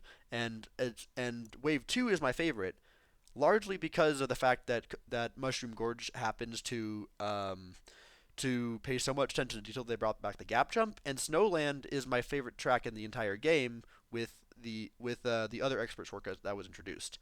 I don't know. I can't say for sure whether it was intended or not, but it makes for a very good track design. And that's all I gotta say about that. Wave 3 is my least favorite one, but it's not bad. I like Wave 3 quite a bit. And, yeah.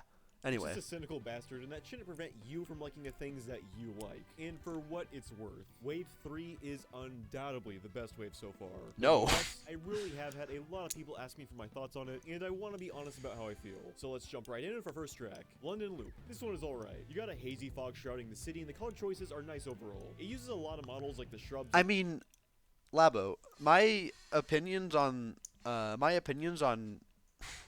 Mario Kart tracks are entirely based off of the design of them and how good they feel to race. I'm not just going to pretend like I don't know about the unintended shortcut, and we don't even know for sure if it was unintended, because quite honestly, the fact that the gap jump is even possible at all tells me that they are paying attention to expert shortcuts on some degree. To some degree, I might because they made it impossible in 7 again, and they could have kept it that way. But actually, no, it was possible with the glider in 7. But we can't say for sure whether it was intended or not. All I know is that it's part of the track, and to me, a good Mario Kart track gives good races, and Snowland gives good races. That's like the main criteria for what I look for in these tracks. flower beds we've seen in some of the other DLCs thus far, and those still look pretty lazy. They don't even have a leaf texture to make it, look like greenery. This stuff looks more like green concrete cones of This is picture the hill on he is going The to die geometry on. of the buildings also look I- very low poly. To be fair, they look great at a distance. They're all low but up poly. close, you can see how plain they That's are. the whole Honestly, if they use aesthetic. high-def textures and fancy bump I would mapping and think that whatnot, you would you'd move on probably from get this these by to look as now. good Like, as the this is buildings just you what see they're maps on doing. Toad Harbor. Honestly, I don't see what benefit there is to using flat colors and textures on otherwise realistic looking buildings based on a real location. As for the layout itself, it's solid enough. There's nothing super memorable about the track other than the fact that, much like other tour tracks, every lap has a different route. I want to comment on this, by the way, because the more complicated the routing gets, the worse this feature gets. Having a different route every single lap adds a dynamic element I really enjoy, to be clear. The problem, Sure. for me at least, is that the minimap is never updated. If Yeah, no. This is actually kind of a problem from Nintendo's point of view. Someone is new to the Specifically because I've seen a graphical glitch where the arrows don't show up. Like, that is actually a pretty moderate problem, and I can understand that gripe. Yeah. Then this spaghetti bowl of a map doesn't really help the player whatsoever. People can identify this as Sure. a problem in something like Sonic R, but if it's a game people like, Whoa! Whoa! Is my man going to claim that Sonic R isn't a game that people like? Because Sonic R, I've never played Sonic R myself. This is another one of those racing games I've not played myself. I have watched other playthroughs of it, and the depth that Sonic R has to offer with learning different routes seems incredibly interesting, and most people I've heard talk about it praise it quite a bit. Am I crazy for saying that? The whole exploration during racing is a concept that's not done before. Why is this Sonic R slander here? It has flaws for sure, but like, he's gonna just say that it's the John. I swear, people just grab opinion. I'm not okay. Let's move on from this. But this is just such an underhanded thing to posing say. this as a free pass. It would be pretty easy to just highlight the current route depending on the lap. But And it yeah, wasn't that's a meant good to be, I idea. suppose. Blue Lake. This is a GBA track translated. But I think to some degree, an appeal of the city tracks is that you're supposed to explore them yourself and to figure out the way they drive. But I understand that that's not the most intuitive thing, and it's questionable, but it is a valid concern. Nicely in terms of track layout, at least. They took advantage of the name and theming here and updated it so now half the track is submerged in water, which, surprisingly enough, makes this the only DLC map so far to incorporate underwater gameplay. I mean- appreciate the layout's creativity, but I don't think it would have hurt to add some more eye candy to this map. I can't think of like any tracks that they really could have added underwater sections to. Like any other track there's not that many Mario Kart tracks with water that you can play with. And even so, like, I am not a fan of underwater mechanics in this game. Bits of seaweed or coral scattered about in the underwater bits could have helped, because as it is, And yeah, the that's a- underwater segment is yeah, you could fairly add boring to more. look at. You could add some underwater lanterns, maybe like a sunken ship you can see in the distance. There is so much you can do with a sunken haunted pier. And all they thought to add was some fishbone enemies. They got the copy and paste from a base 8 track. Come on, Nintendo. Rock Mountain, another good map that unfortunately I don't really know what else I can say about Blue Lake. He didn't bring up anything that I necessarily disagree with to a heavy degree. There's a lot of cool stuff about Blue Lake, but it's probably what I would say is the weakest Well, is it the weakest? No, it's not the weakest. It's one of the weaker GBA ones. lacks the design flourishes that define Mario Kart 8. Like a lot of these other booster tracks. I love the bright colors here, but everything feels so barren. Compare the cave segment here to the cave they did for the remake of Wario's Goldmine, and it's like night and day. Okay, hold on a second. Hold on.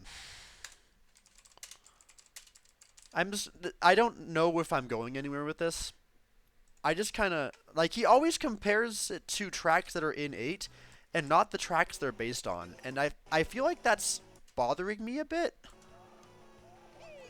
There's not really much here either, and I don't know what I was hoping to kind of notice here, but I don't know what he expected them to add necessarily.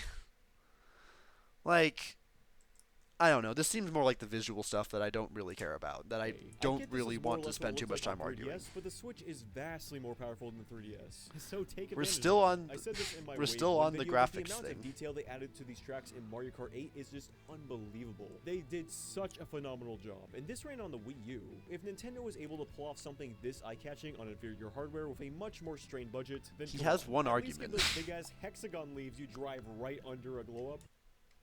Like, am I crazy? Did anybody else notice this? Did like a single person besides Silohawk notice this? And does it matter? Like, are we not getting used to the art style at all? This is like, I don't know, man. Maple Tree Way. This is hands down one of my favorite tracks ever, and they did a Fair enough, but he didn't even mention that. Regardless. Okay, so Wonder Maple More. Treeway. Maple Let's, Treeway. This is hands down one of my favorite tracks ever, and they did a serviceable job here. That being said, this don't one is understand. Kind of freebie. Even on the Wii, this map looks fantastic, and that's because the art direction here is just so strong. It am I shines crazy through for not limitations. liking how Because it looks still in Wii? Gorgeous here. Like, it just doesn't look very pretty in Wii to me. Am I crazy for feeling that way? That feel rushed. Like all these And I trees think being it- so and low poly that they're the practically contrast of defined this by their game, hard edges, I think- or grass that doesn't really look like grass. Once again, this is more like I don't know. lime green concretes. This cannon could have been their big money shot, but it looks very unpopulated. In fact, you know what? Comparing it to the Wii, despite the inferior hardware, I think that cannon shot looks better on the Wii version. The colors are more pleasant. Having the water be reflective allows you to juxtapose that gorgeous tree against the orange sky. On Switch, sure, the water is reflecting the sunlight, I guess, but that's not nearly as visually engaging. And the water is I too dark. It just disagree, doesn't give me that but really like, cozy I autumn can't vibe that really. the Wii Again, version this gives is me. Also, the visual stuff. I don't really care about it too much, but also like, I like camera on 8's this better. mode sucks ass. I really love not being able to see the road in front of me. Maple Treeway is still a fantastic map. to That's race literally through a since it's problem still with, like, Maple any Treeway. U-turn. But all of the hard work was done 15 years ago when they first made the map. Again, this one is No? a freebie for people like me who are suckers for Maple Treeway. Okay, let me just pull up a video of Wii Maple Treeway, cause the hard work was not done in Mario Kart Wii. In Mario Kart Wii, that was a fucking custom track. Like, I've heard, like, I'm sure anyone who watches Troy any reasonable amount has heard this before, but Mario Kart Wii, doesn't, like, the hard work was not just done in Mario Kart Wii. The the level of bumpiness this track has, to where you'll just like catch air on random stuff. Like, look at how much he's bouncing around right here. Like, this does not this does not seem good to drive. He's bouncing around so, like, this is on a Baby Booster, by the way, and like, this is true of anyone, and like, I don't know why they're using Baby Booster, but like, it helps. I'll just go with it and just say, oh, it helps from his perspective. Look at how awkward this looks to drive. Like, how much he's just not staying on the ground.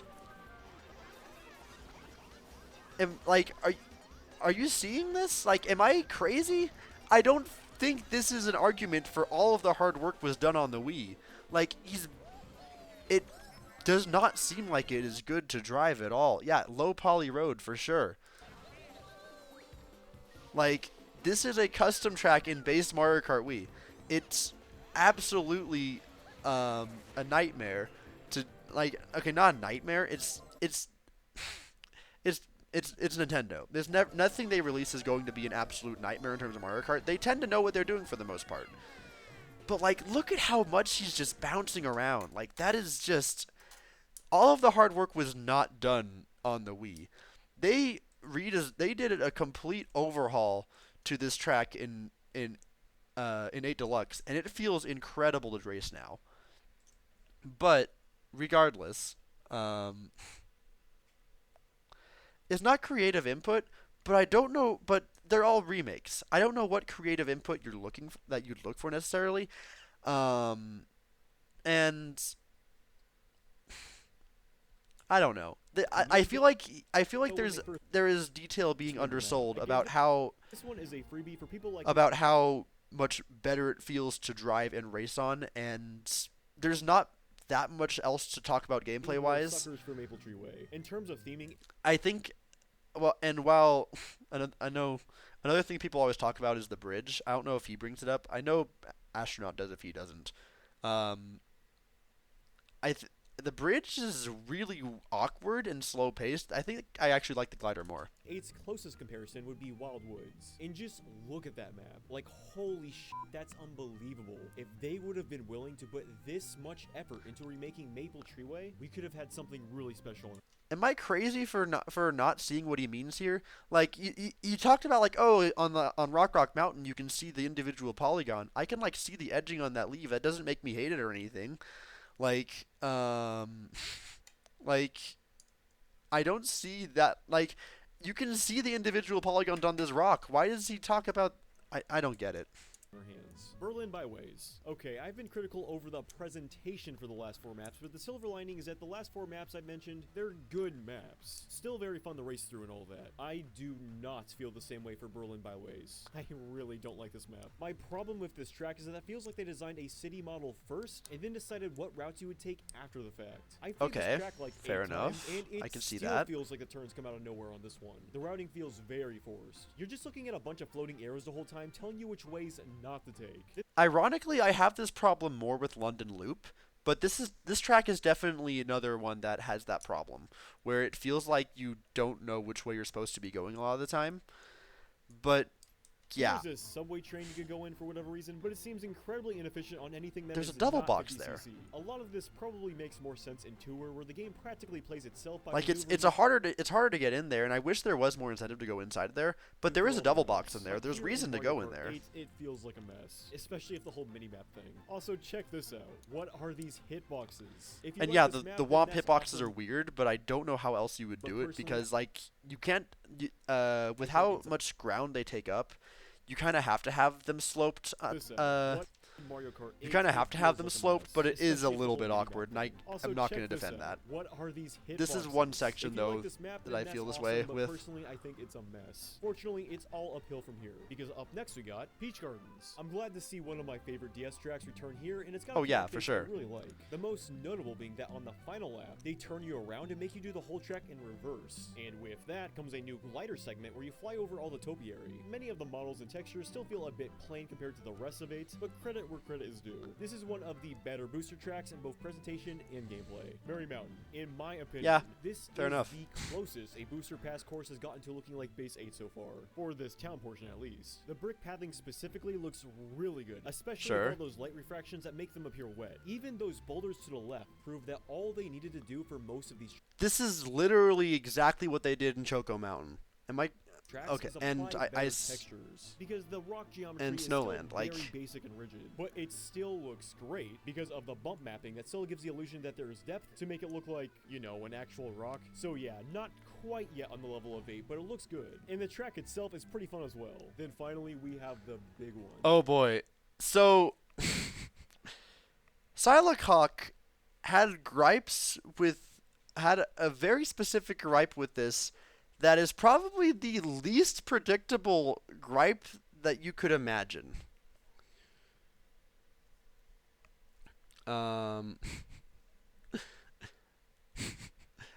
Besides that, he praised this a lot from what I remember. He has some very interesting gripes with this. Rainbow Road. The 3DS Rainbow Road, to be specific. Anyone who saw my review on Mario Kart 7 should already know that I loved that version of Rainbow Road. That And version, I alongside disagree. the Wii version, are my absolute favorite variations of it. All the gameplay here is still intact. Instead, No? All the gameplay here is still intact? I mean, okay. Watching Troy play this map, I guess he's looking for other things. He's looking for the shortcuts and stuff that used to exist. Here, I don't know what he talks about gameplay wise, so I'm really not going to bother. It's clear he doesn't know what he's talking about because he doesn't know about everything that made up Seven's Rainbow Road before. But that's more of a that's the unintentional thing that Labo was getting on me for earlier, and I think that's fair. And I didn't like it even with those shortcuts, but it's the Wii version really are my slow. absolute favorite variations of it. All the gameplay here is still intact. Instead of laps, this is one long journey of several checkpoints. Sure. Tons of variety here that makes it a great last course to cap off the cup. To be honest, this is such a great finale of a course. I was certain they were going to save this one until the very last booster pass, but I guess they thought it'd be good enough as a Wave 3 bookend. With that out of the way, now time for my honest opinions on how it was visually recreated. And I am fully aware I'm in the minority on this one because Here's I've this. heard nothing but praise for Rainbow Road in this booster pass. Plain and simple, I don't like how it looks here. I think they missed the point of what Rainbow Road is and always has been. We've seen a lot of takes on Rainbow Road. Of course, you got this version where you race through the galaxy. You got Base 8, which is a space station. Then there's the flat versions from Super Nintendo and GBA respectively. But Yeah? the one consistent thing throughout every Rainbow Road is that Yeah? there's a Rainbow Road. Well, they missed a memo on that one because now it's Blue Road. In my opinion, what's always made Rainbow Road look What? so nice and distinct is that you got this bright and colorful road contrasted against a pitch black void of space. Besides barely being a rainbow now. People praise Seven Rainbow Road for like, oh, how cool is you drive on like the rings of like the Saturn-like planet, and like how you drive on the moon. Like people praise it for like oh, you do this stuff that's off of the Rainbow Road, and he gets mad because it doesn't look like a rainbow. And also, it literally does. Am I crazy?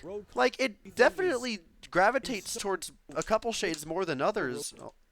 They missed a But like you can find the majority, like the vast majority of the rainbow here. Am I crazy for saying that? And especially when you get different lightings, like it's I don't get what he's saying memo on that here. one because now it's Blue Road. In my opinion, what's always made But why Rainbow does this Road make look you so nice hate and the distinct track? is that you got this bright and colorful road contrasted against a pitch black void of space. Besides barely being a rainbow And it does now, everything contrast. is so dark. The worst offender in It's not even that dark. Like you want to talk about dark? You want to talk about dark?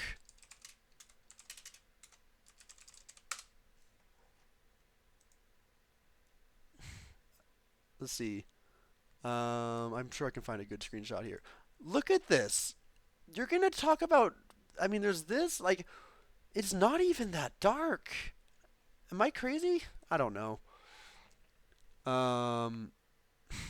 Like you can still see everything extremely clearly. He just says he doesn't like how it looks visually. I think well, okay. That is true. I am equating that a little bit. my opinion, being the moon. The sun is so bright and so in your face, it's visibly causing lens flare. And yet despite that, the moon is so unbelievably dark. Look at this, I can barely see the sun is so much in my face. How is it this dark? It's taking up like a 1/16 of your screen. Okay. Dark and drab. I've heard people Actual try to excuse this sight as, problems. Oh, it's more realistic. Okay, first of all, you're a fat Italian plumber racing in space without a It's helmet. not even more Secondly, realistic. How is the sun shining Like it's directly not like it's just a darker your face color without rock. casting any visible light on the moon's surface, quote unquote, realistic. It's just a In darker real color life, rock. The moon shines so brightly because of the sun. It's literally the reason is partially illuminated at night. I'm okay if something either looks nice or realistic. okay, but this that's is just a me neither, thing. It never bothered especially me, compared but to that's how just bright and pretty the moon used to look on 3D. What do you mean bright and pretty? You can see where it connects to the surface. Like there's nothing, like it's so like what do you mean pretty? Like yeah, it's bright, but that brightness is not good. The moon used to look It's like you can see where it connects. There's no subtlety to where the texture starts and ends. DR is that everything is too dark and too blue. Blue is literally my favorite color ever, but I don't want Rainbow Road to be 7 blue. out of I 10 want Rainbow 7 Road out to of be 10, rainbow. Mario Road Kart to blue. 64 is old and dated as shit, but the reason that Rainbow Road still, to this day, looks so distinctive is because look at those colors. I still like this map's layout, but Like yeah, it definitely could have been represented better. And It's that's just the Booster lens- Pass 3. it's just I the once way that again light want to reiterate affects that it. This is, hands down, the best wave so far. okay, and that's Silacox. I feel as though, especially as I'm rewatching these videos, I am feeling that I'm no longer feeling as upset as I was, and I don't know if that's just from me getting my voice. I feel like I don't know if I've just worn myself It's down. wave 3. If I've just worn myself down over time, but but I don't know. I still have no clue if I'm gonna make this into a video or not. It's been 2 hours of this, and I don't even know if it's been that entertaining. I mean, people have stayed, so that's something. But regardless, dog tier list. Where do you even see that?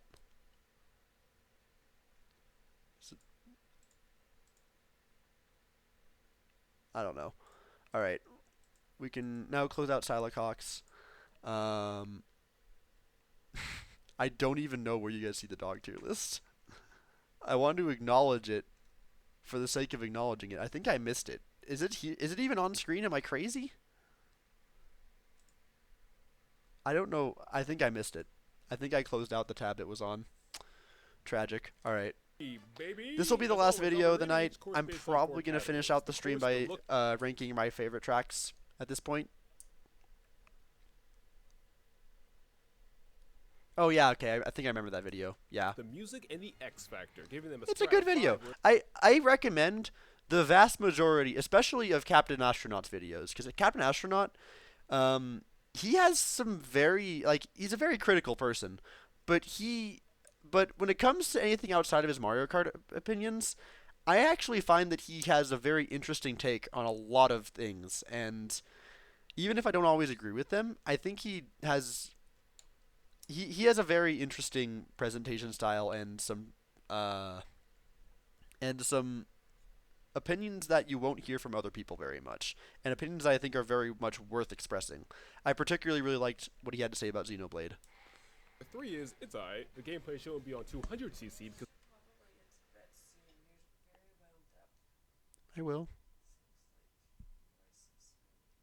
I'm concluding. I'm sorry if I'm keeping you awake.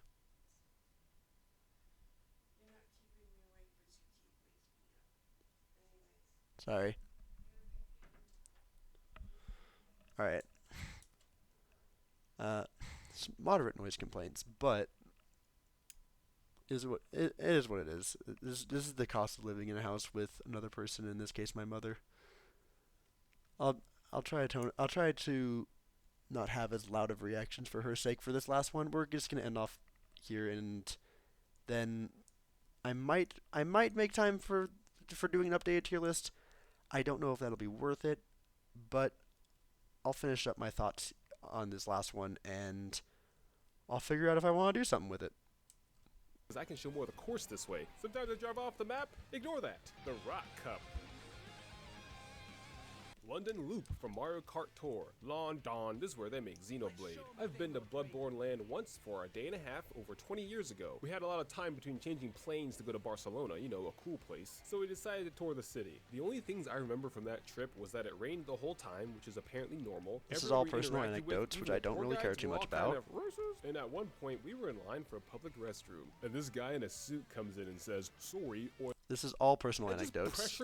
And get me out of this country. If you haven't noticed, I haven't been talking about the course at all. I because did. There's not much to say. It's not at all a bad course, but it's about as flat and static as Queen Lizzie's body. I like that every lap is different and has some pretty good drifting on higher speeds, but sometimes, if you're not super familiar with the course, it's hard to tell which street you're supposed to go down, even with the arrows. Plus, the environment design of London Loop lacks any sort of distinct visual tells. It's just building, so your brain doesn't go, oh, I remember this section, there's a right turn coming up. It's just wait, am I crazy? Like British food. Hey, I'm croquettes. If you've never okay, so I feel like I remember Solid Hawk mentioning how this course didn't have any interesting set pieces, and I don't remember hearing him say that. But I remember him saying that, but I don't remember him hearing it in the second time I watched it. But I wanted to point out something about this track that all right, I'll add it in post if I want to go over it. But ever played the original Mario Kart Tour, it's pretty much a game on rails, so which way you need to go isn't really an issue there like it is here. One thing I do like is the chain chomps come off the chain on lap 3, maybe to reference the changing of the guard outside of Buckingham Palace. Colonization! To its credit though, this and Berlin Byways are the first World Tour courses that feel like they're in an actual city, and not just a diorama of a city, you know? Yeah, honestly, well put. I agree with everything you said there. The negatives, the positive, like that was just genuinely really well put. In the first 2 waves, the remakes of the Super Circuit courses from the Game Boy Advance were very much like, look, this. Oh wait, no, okay, sorry. For a second, we're good. Booster Pass ain't got an infinite budget. We gotta cut corners somewhere, So I wasn't really expecting much from a remake of Boo Lake, but oh my god, they added the lake to Boo Lake with an underwater section and an anti-gravity section and lots of lanterns. Big Loogie Mansion. Do you know what this means? They actually tried. It's nice to see them incorporate more recent mechanics when modernizing these older courses for the Booster Pass. Hopefully this continues in waves 4 through 6. Okay, hold on a second. You're the one who is criticizing Snowland. They added so much to actually Snowland. They didn't do much with It's they didn't do much with anti-gravity or underwater stuff, nice but to see them incorporate more recent mechanics I don't while know. modernizing these older courses for the booster pass. Hopefully this continues in waves I 4 through 6. don't and of course understand his remakes in gripes with future Mario Karts. If there are future that's Mario just that Karts, one and they'll thing. just port this one over and over instead. That being said, this quick course is forgettable. Mario Kart but 9 is overall never fine. happening. I like the way the moonlight glazes It over never the water. happens. It's a nice touch to its Total spooky fabrication. Should have had more booze though. Rock Mountain. Such an action-packed course, yeah. In Mario No, Kart no, 7, I this hate course Rock was the end Mountain. of the I have mushroom not cup, much the positive first to say cup in about the it. game to really showcase the new gliding mechanic. The problem is the gliding mechanic isn't bad, but it's not particularly fun or interesting either. There's Yeah. barely even course here. You just kind of glide over the whole thing. It is I sort of fun disagree to try with to him glide here. over as much of the course as you can, but if you're No. wondering what it's like to drive on it instead, you're not missing anything. Other than that, this course is fine. It's a big nothing. It's whatever. You've got to dodge boulders that almost have no chance of actually hitting you, and the music sounds like Sonic Adventure 1 music. Maple Yeah, the one thing I would add that he doesn't talk about at all is how much the shortcut adds at the end. But like that's not real. I don't expect him to particularly give too much attention to bagging mechanics or how certain tracks play and how it's satisfying to take, but it's not really worth bringing up too much for his sake. I think that's more of something that I would cover if I was to ever talk about these tracks more. And I definitely intend to because honestly that shortcut is extremely satisfying, and probably one of the only bagging tracks I enjoy.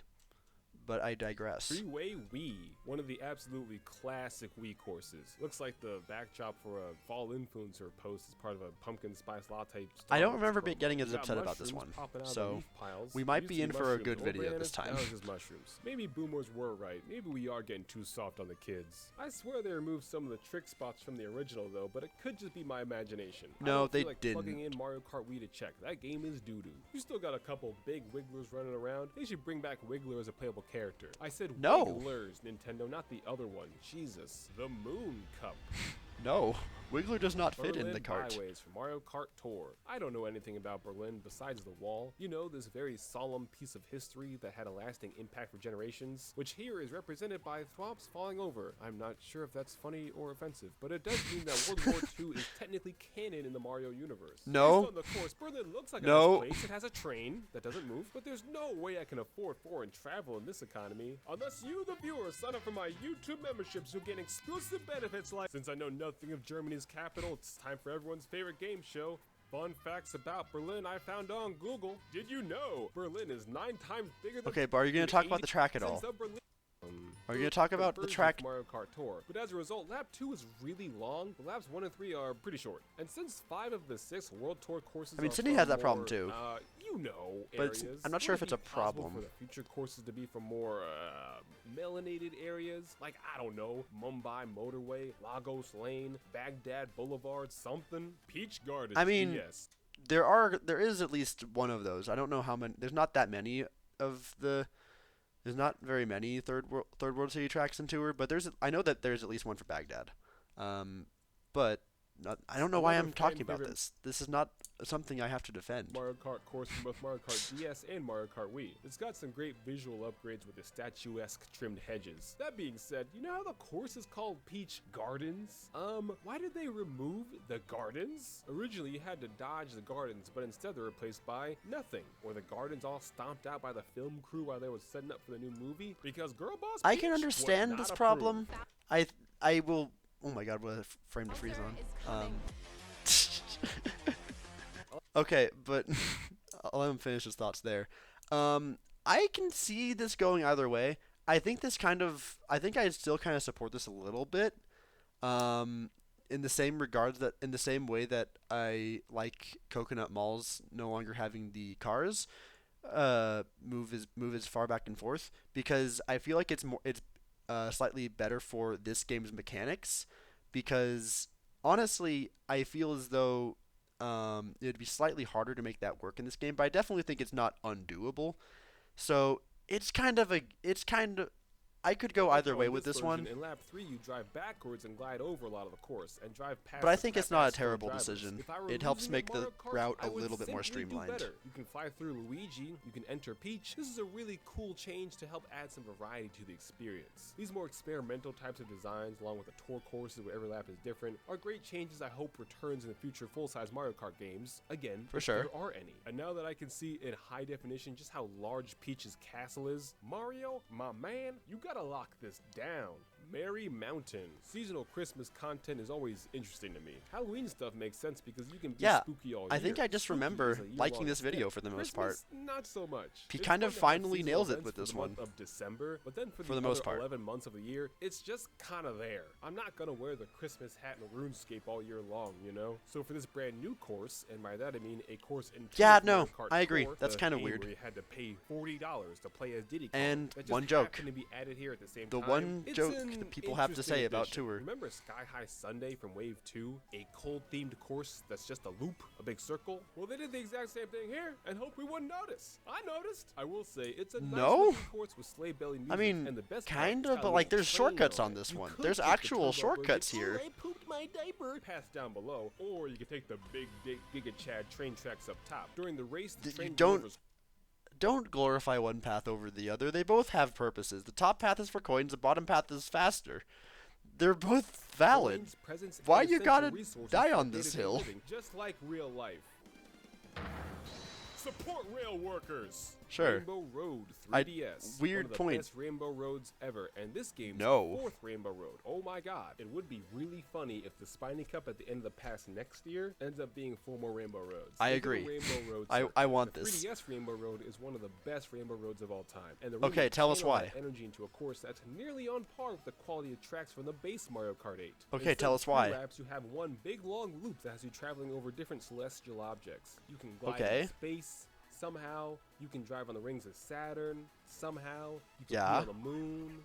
Somehow, you got the ships from Pikmin. So what does this have- somehow. so And why- Of course, you have the highlight of the entire course. The Infinite Mushroom. Just an absolutely top tier course. They put it in Smash Bros. Clearly for a joke. reason, and then took it out of Smash Bros. Because it was too complicated to bring back. Final thoughts. Wave 1 was mostly underwhelming. I feel like Wave he 2 was a just notable didn't improvement, talk and about Wave why 3 it's a is an good even larger track. Step up. The gap He praises it for being such an amazing okay. It's time for the Mario Kart 7 Rainbow Road rant. Mario Kart 7 Rainbow Road is one of the most boring tracks that has ever been in a Mario Kart game, let alone a Rainbow Road.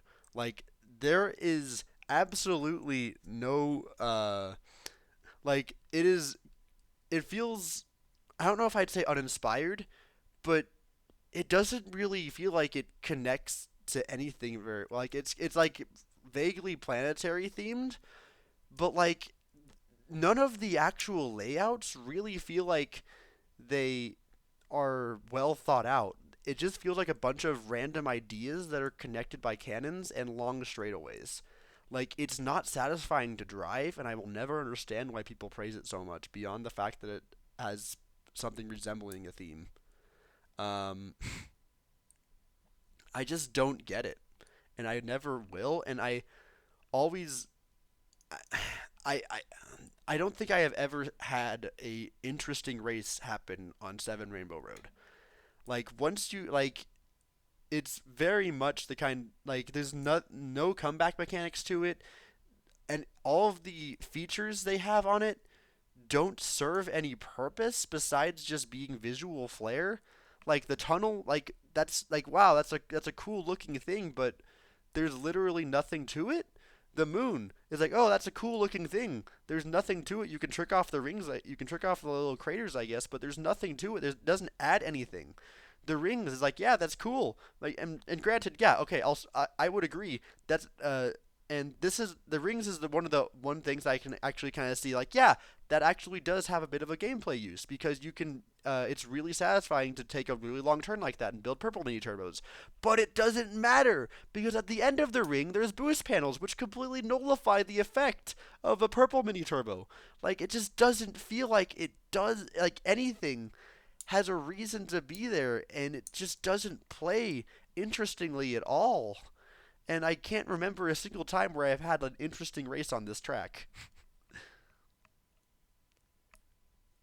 Um, regardless, though, I think that just about wraps up the viewing experience of watching other people's opinions on this DLC. Um, as you can tell, my opinions are quite different a bit. I didn't really go. I didn't really feel like I got as upset as I expected to going back and watching these, because I remember being particularly upset about both of their takes on these DLCs, but um, I didn't really I didn't remember how much of Silacock's opinions were entirely on the visuals, and how much Captain Astronaut's uh, arguments are just kind of undersold and not elaborated on. And that's kind of my biggest frustration with watching these back and trying to come up with more detailed arguments for them all. It's very possible I'll intersperse that if I do upload this, um, I'll intersperse these reactions with me actually making a tier list, which is what I think I am going to shift to now. Um, so let's um, let's put on some music and do that now, because that's what I feel like doing. While we're here, I've been meaning to do this for a while now, and now that we're kind of at the halfway point of the DLC, it seems like now is about as good of a time as ever to update my track tier list, and so that's what I'll be finishing off the stream with. I hope you guys enjoyed this kind of experimental take uh, on reaction content, because I've always strayed away from reaction content, but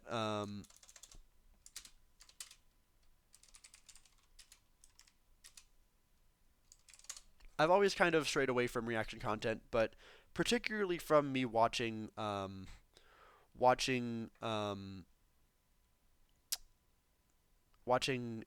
Coney, the Smash commentator turned content creator. He's done a lot of really interesting videos that are just sort of reactions in a sense, and a lot of times it's because he has interesting commentary to add to it.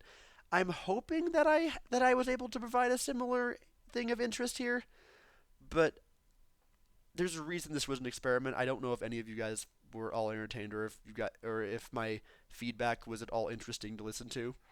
I won't really know for myself until I go back and watch this VOD and see if it's at all worth editing. But let's end this out with just one comprehensive tier list of what I think of every track in the game, which will take like at least another hour, maybe two. Um, like top tens and list videos are easily points of illustrating the issues. I feel like that's I feel like with top tens I can't get mad about it as much, because they feel much more opinionated in nature. Like different tracks are going to settle with different people. It's the ones that people dislike that are really a problem. I'm really trying to find okay, here we go. This is, I think, exactly what we're looking for. Perfect. Wonderful. All right. So, let's do our thing. We'll do a quick search for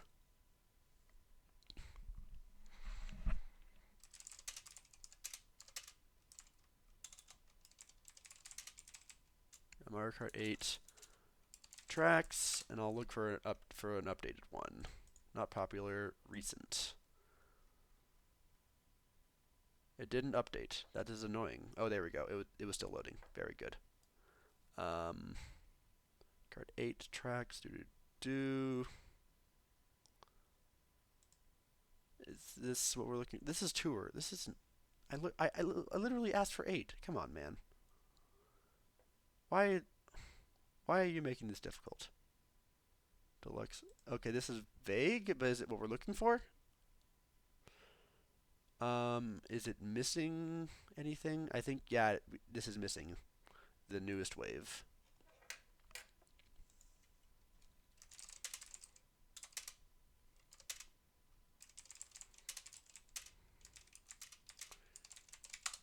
This is probably just going to give me the one that just has the new ones, and that's going to be frustrating. I'm ready for it. I literally said Wave 3. I hate this website search function.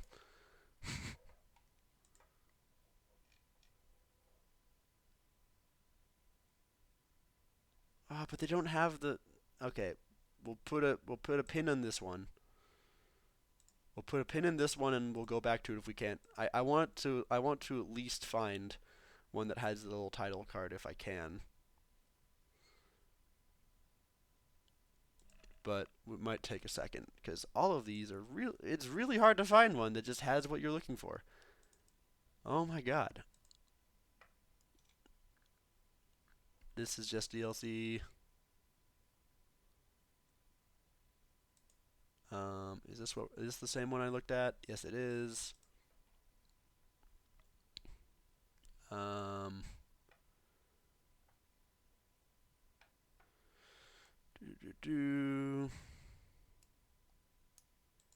Here we go. This is exactly what I was looking for. All right. Hopefully it has.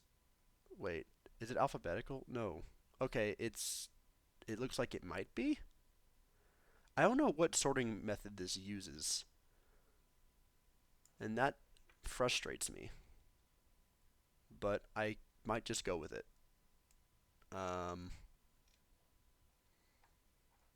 I think all the DLC is at the forefront. Yeah, okay, that's how this is working. Okay. So, let's talk about my opinions. Because this has been a whole lot of me disagreeing with other people's opinions. So let's shift the focus down to what I think. So, what a funny track, what a funny song to start with in this playlist. I thought I understood how this worked, and now I don't. It's fine. I'll just rank them as they... Wait, this is the wrong one. This is what we're looking for. Alright. I guess I'll just follow the system that it set out for me. And I'll start with SNES Mario Circuit 3. It's a very decent circuit track. It has lots of shortcuts, and that's something that Mario Kart 8 really lacks. It's nothing amazing, but it's a track I enjoy playing, and it gives for especially good wars. Kalimar Desert, I'm a big fan of it. I don't know if I want to elaborate everything on every single one of them. I feel like they absolutely fixed the pacing of it that the N64 version has. It has a fair share of shortcuts that are very fun to take. There's nothing too much I really have to say about it. It's just a very nice track that I always welcome. Waluigi Pinball is one that surprised me because I expected to hate it. But now playing it in 8 Deluxe, I am lukewarm about it.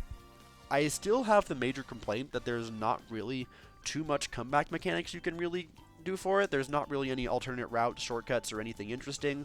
The vast majority of it is just kind of winding turns for the sake of it, but to Mario Kart 8's benefit, that's very fun to play in Mario Kart 8.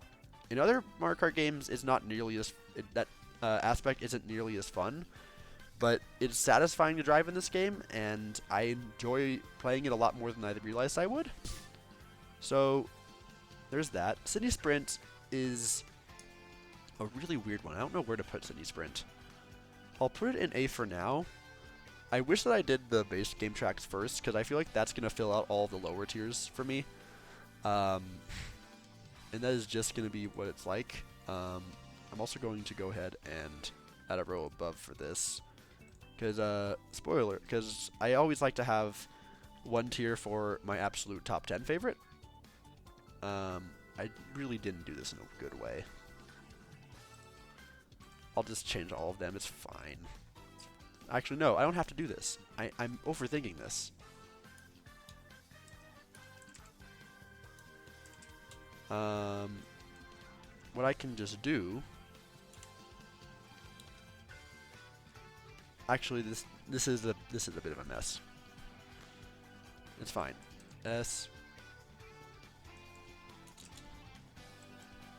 A B C D, and then I can change this one to F. Oh, I can move this all the way down. Oh, gosh dang it. It's really making this difficult. Alright. F. Alright, there we go. Snowland. You don't need to I don't need to tell you that I love Snowland. As I said, to me, what makes a really good Mario Kart 8 track design is, one, when you are constantly doing something and always doing something while driving, and two, when there are interesting and moderately challenging shortcuts. And Snowland does all of that. It's one of the only tracks in 8 Deluxe that actually feels like it has some level of some interesting skill to it. That's actually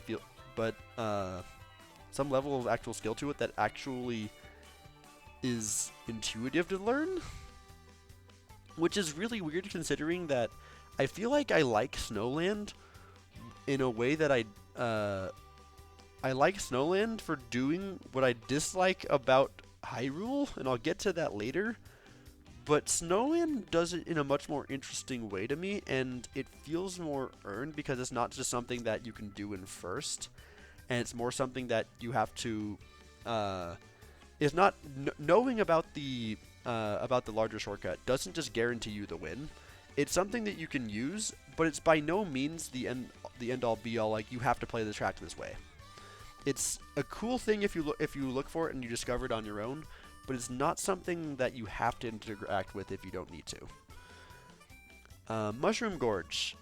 I am sad to say this one has gone down for me, and everything I want to praise about the fact that that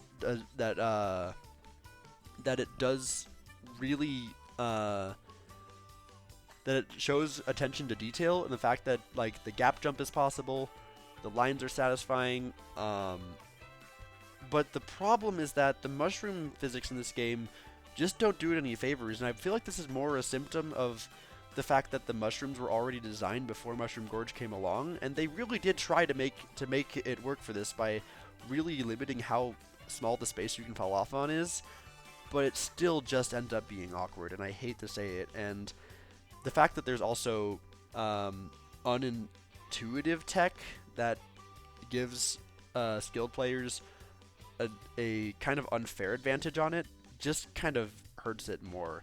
I still say I like it, but it has so many problems on a fundamental level that I can't really put it higher than B, I feel. It's just...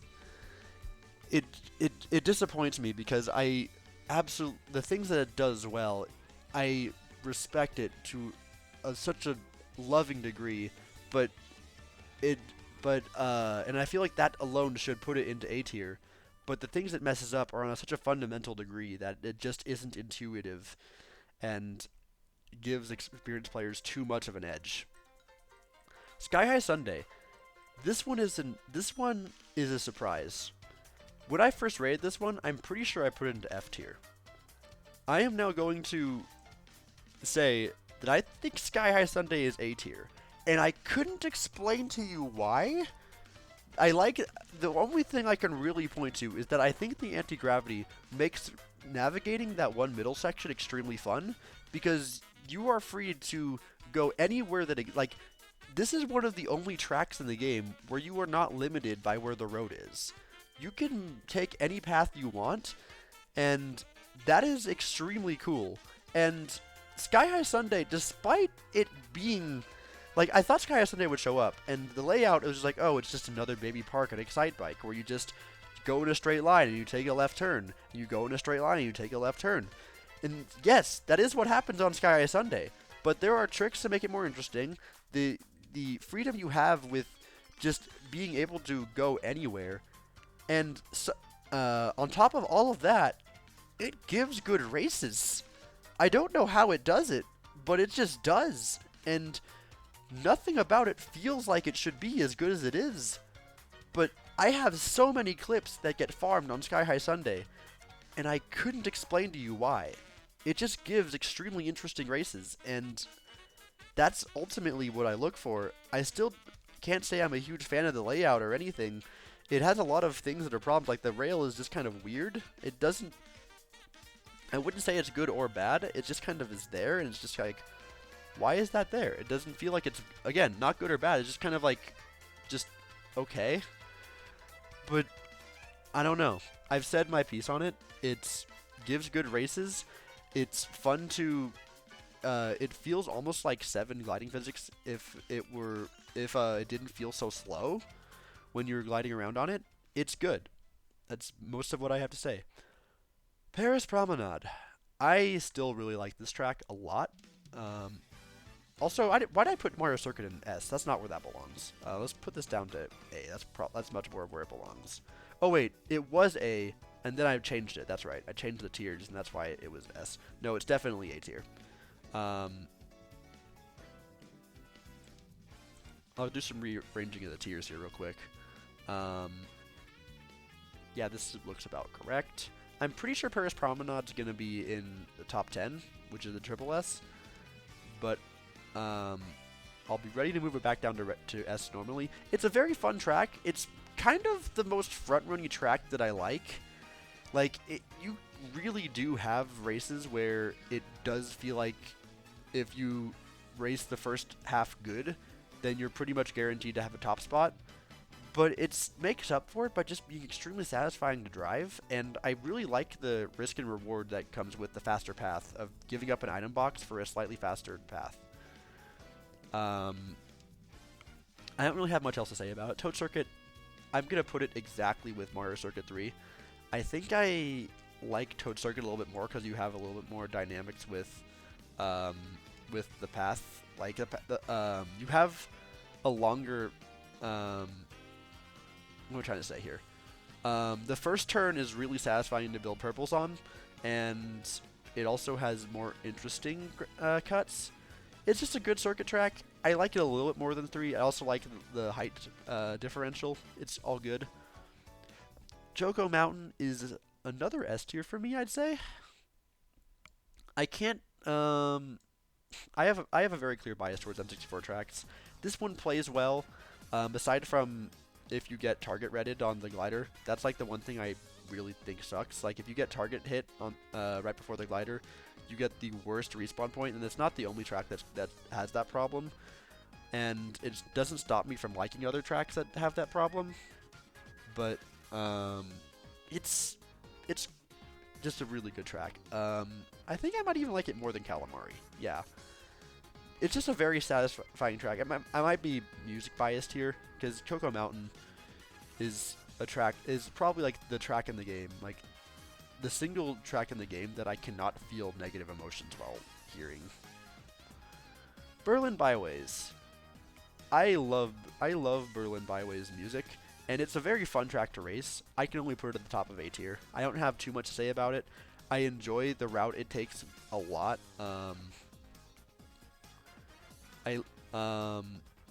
The Thwomps, sorry, gosh dang it, the YouTubers are getting to me, calling them Thwomps instead of Womps. But the Womps are a bit awkward to get around, but they don't really affect the race too much from what I say. So it's just a solid city track. Coconut Mall is another one of my favorites. It's up there with Snowland. I already talked about in quite a bit of detail about why I like Coconut Mall, so I'm not going to go into too much detail about it.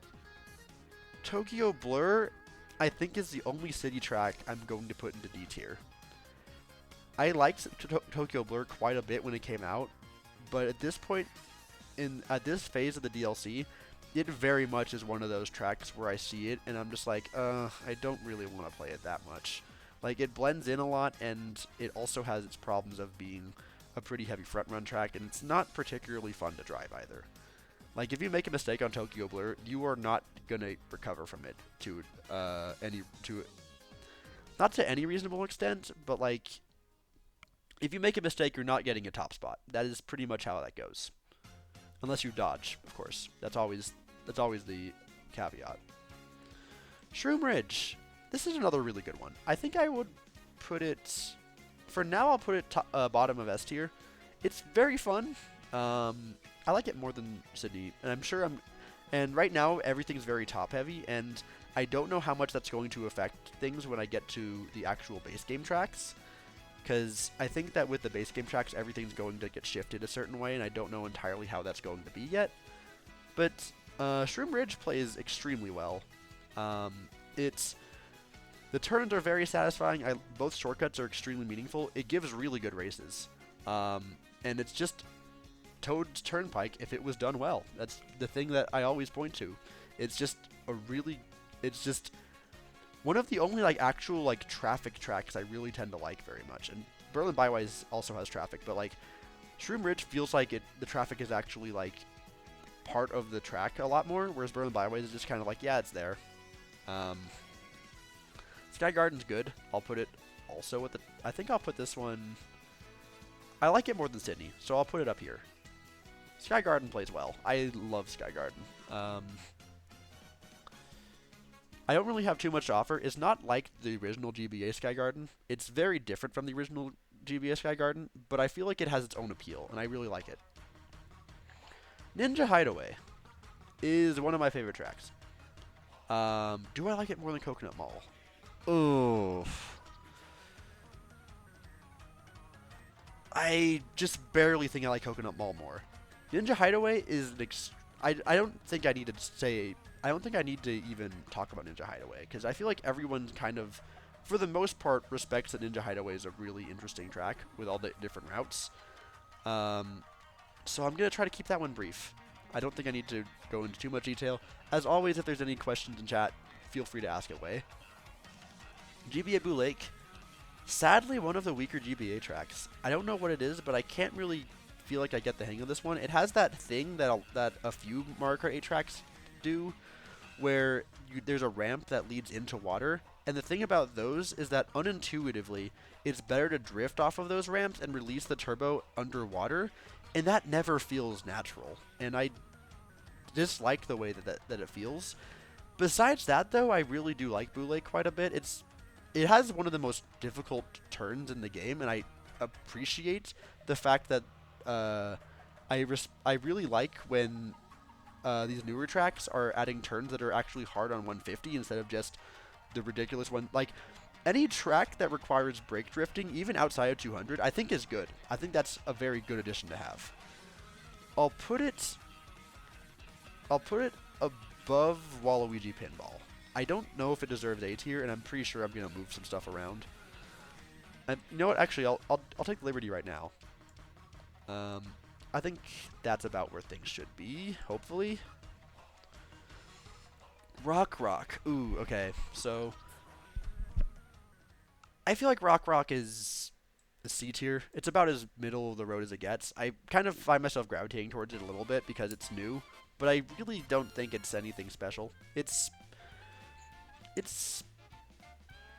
probably my favorite bagging track, and it's okay. I'll put it very bottom of B because it's a bagging track that I like, and that's a pretty impressive combination to land. But I don't have much else to say about it. It's fun. It's fun to make the massive comeback. It's not objectively good though. It's probably gonna fall back into C eventually. For now, given the top-heavy nature of all the DLC tracks I have right now, that's just going to kind of be where it is. Maple Tree Way, I'm going to put it right with... I'll put it here.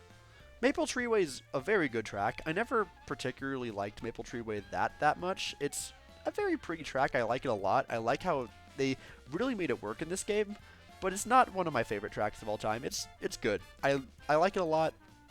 I don't have too much to say about it. It drives well. It's just not one of my favorites. It also does give decently good races as well. London Loop. This is a really weird one. I think this one goes into C tier. This is the first city track that I really don't feel too strongly about. I love the detail of the chain chain chomps, but it doesn't really do anything particularly interesting to me, and it's not my favorite either. Like there's not anything too interesting about it, but it's just an overall good city track. I like how different the paths are, but there's not too much of note here. Is that actually has Hazard falling off throughout the whole track? Yeah, that's definitely a good point. Even though it is simple track and turns aren't difficult on its own, I feel like the fact that people can fall and passing bullet can easily knock you off the road at a big turn does help make it more chaotic. Yeah, and I feel like it's also, I think that that falling off hazard that you talked about makes taking an inside line on that track scarier and more thrilling than on Excite Bike and Baby Park. So that's a very good point. Peach Gardens. This is a very interesting one. I think Peach Gardens, it beats Toad Circuit. That's where I'm kind of sitting. Well, I think I lean more to Berlin Byways because of my music bias. In terms of actually judging the track itself, I think Peach Gardens beats out Sydney Sprint. Yeah, I think that's a good spot for Peach Gardens. It's a really good track. It doesn't get me excited, but it just plays really well. I don't have too much to say about it, but it's a very good track. Merry Mountain. Very much like Rock Rock Mountain, but it has a lot more flair to it. It's like a better Rock Rock Mountain. How far that gets it is another question entirely. I'll put it up with Maple Tree Way. Yeah. It's Rock Rock Mountain without any of the problems of Rock Rock Mountain, in my opinion. I enjoy taking the massive cut at the end. It may be a bit too overpowering, that one cut. But it's everything Rock Rock Mountain is, but better, because you don't have to spend you don't have to spend like 50% of the track gliding. And I think that is to its benefit a lot. It's also just a very solid layout. Turns are very satisfying. 3DS Turbo Road. Yeah. No surprises here. I will concede this is not the popular opinion, and there's very little that will convince me of this track's quality, but it just is not satisfying to me. It does not give interesting races. It's very much like Tokyo Blur in the fact that if you make a mistake early on, you're never catching back up. And there's not really any obstacles or variety to make it interesting. There's no shortcuts. It's one of the most linear tracks in the game, and there's just nothing to it. Like, it's just you go, and there's like it's a spectacle. That's the entire track, is that it's just kind of there as a spectacle. So, with the last DLC track, we got New York Minute.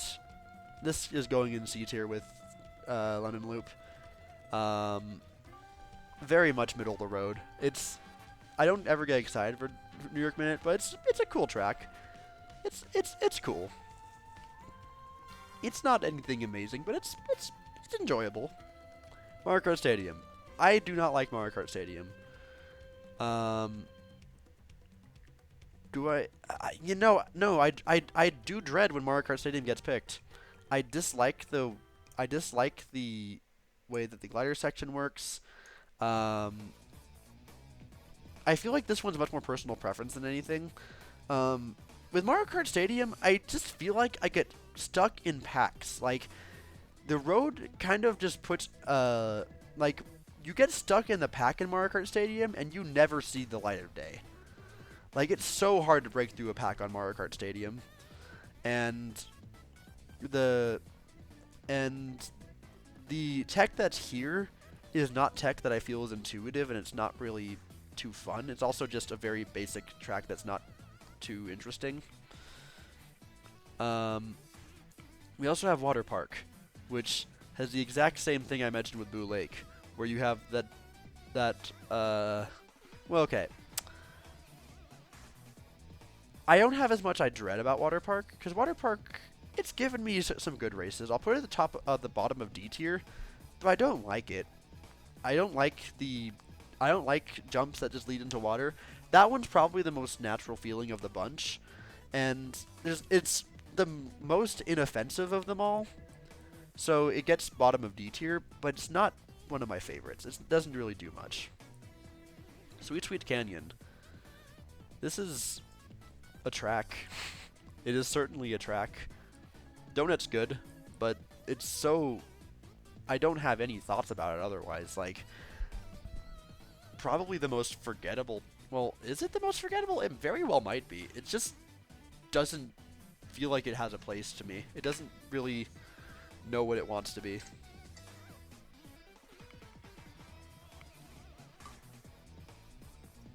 And the layout's not particularly too good either. The turns are massive and really just not the most fun to take. Thwomp Ruins is one of the only good base game tracks. Okay, maybe not one of the... That makes it sound much worse than it is, but it's one of the really good base game tracks. I think this might even go into S. Yeah, this is a good track. I like Thwomp Ruins. It's right below Sydney, I think, for me. It plays really well. It has a lot of interesting shortcuts. Wow, can you believe it? A base 8 track with shortcuts. Unthinkable. And overall, it's satisfying. The lines are really fun, and I feel like it gives good races. I don't know. I don't really have too much of a recollection about how many good races I've had on Thwomp Ruins, but at the very least, I'm always satisfied when I play Thwomp Ruins. Morbius. I don't like it. It is a tech demo. It is a tech demo as a track. I'll rate it higher than Rainbow Road because it has a shortcut, and it can give varying races for that reason, but it's a tech demo as a track. That is about all I have to say about it. Yeah, absolutely. Toad Harbor. This track is good. I like Toad Harbor. I don't know where I put it exactly.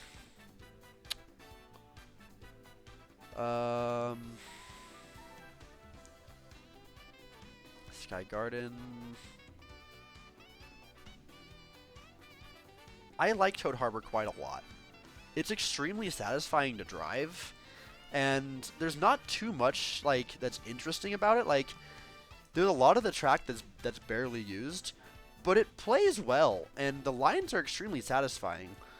There's also the balance of whether you take the top route or the bottom route, because if you take the bottom route, you get a better chance at an item. You take the top route, you save a little bit of time, but it's not smart to take the top route if you're not prepared to protect yourself. And it's overall extremely satisfying to play, especially when you can get the lines down. The shortcut at the end makes for very interesting finishes. It doesn't give like extremely interesting races, but it's just satisfying, you know. It's very much like Paris, where it just plays really well. Twisted Mansion.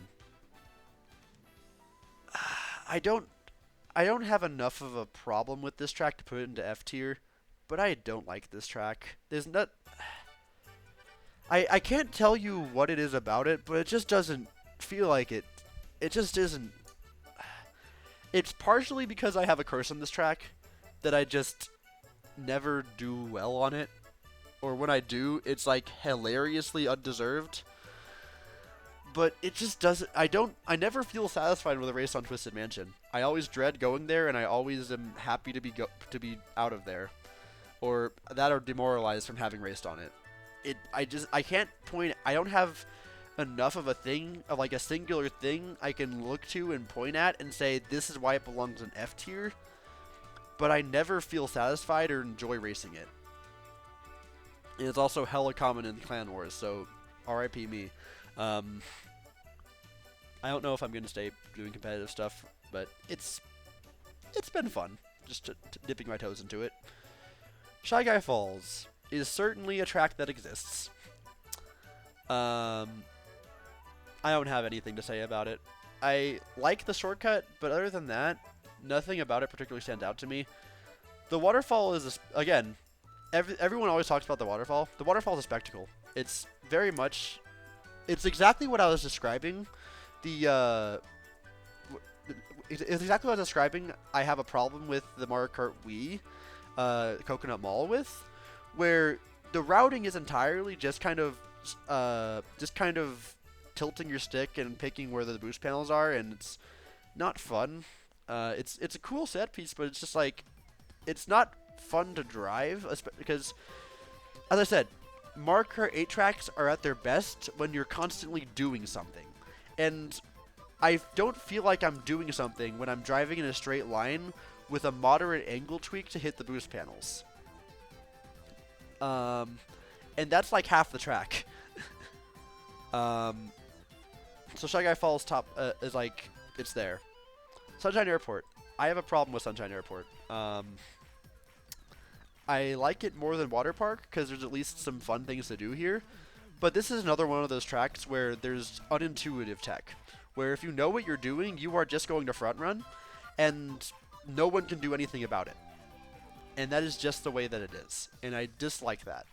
No track should have that problem, and Sunshine Airport has that problem in spades. It's genuinely not a fun track to play on, either as the person who's front running or as anyone else, because you're just hard capped at what you can accomplish, and if you're front running, you're just kind of there and just minding your own business. It's just not fun. Dolphin Shoals has a lot of the problems I mentioned. Has a lot of the problems of Sunshine Airport and Water Park, both of which to a less offensive extent. I still think that it is C tier. It has both of the problems of it being a pretty heavy front run course and the fact that there's some weird water mechanics, but it's at least less noticeable, and it does give decent races every now and then, and it has a lot more interesting things it does with the track. The lines are pretty fun, especially leaving the tunnel. I'll go ahead and put it. I'll put it above. No, I think it belongs by New York Minute. I think that's fair. Electrodrome. This track has similar problems to Mario Circuit, the Morbius one, where it feels like it's much more designed as a tech demo than an actual track that's fun to race.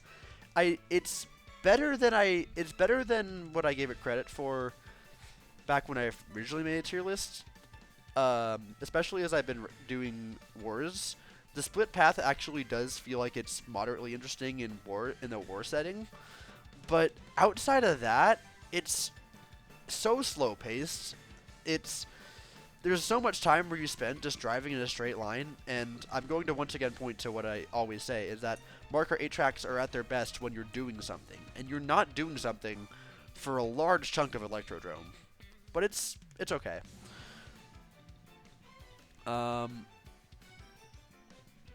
Yeah, I think that's a fair spot for it. Mount Wario. Oh, I love Mount Wario. This is one of the rare base game tracks that I love. I'd be surprised if it didn't stay in my top 10. This is what, again, it's a track that has shortcuts. This one kind of does have a bit of reliance on streamless shortcuts that it does have a bit of Hyrule Circuit problems, where there's streamless shortcuts where if you don't know them, you're going to lose time and it's just not going to be very fun.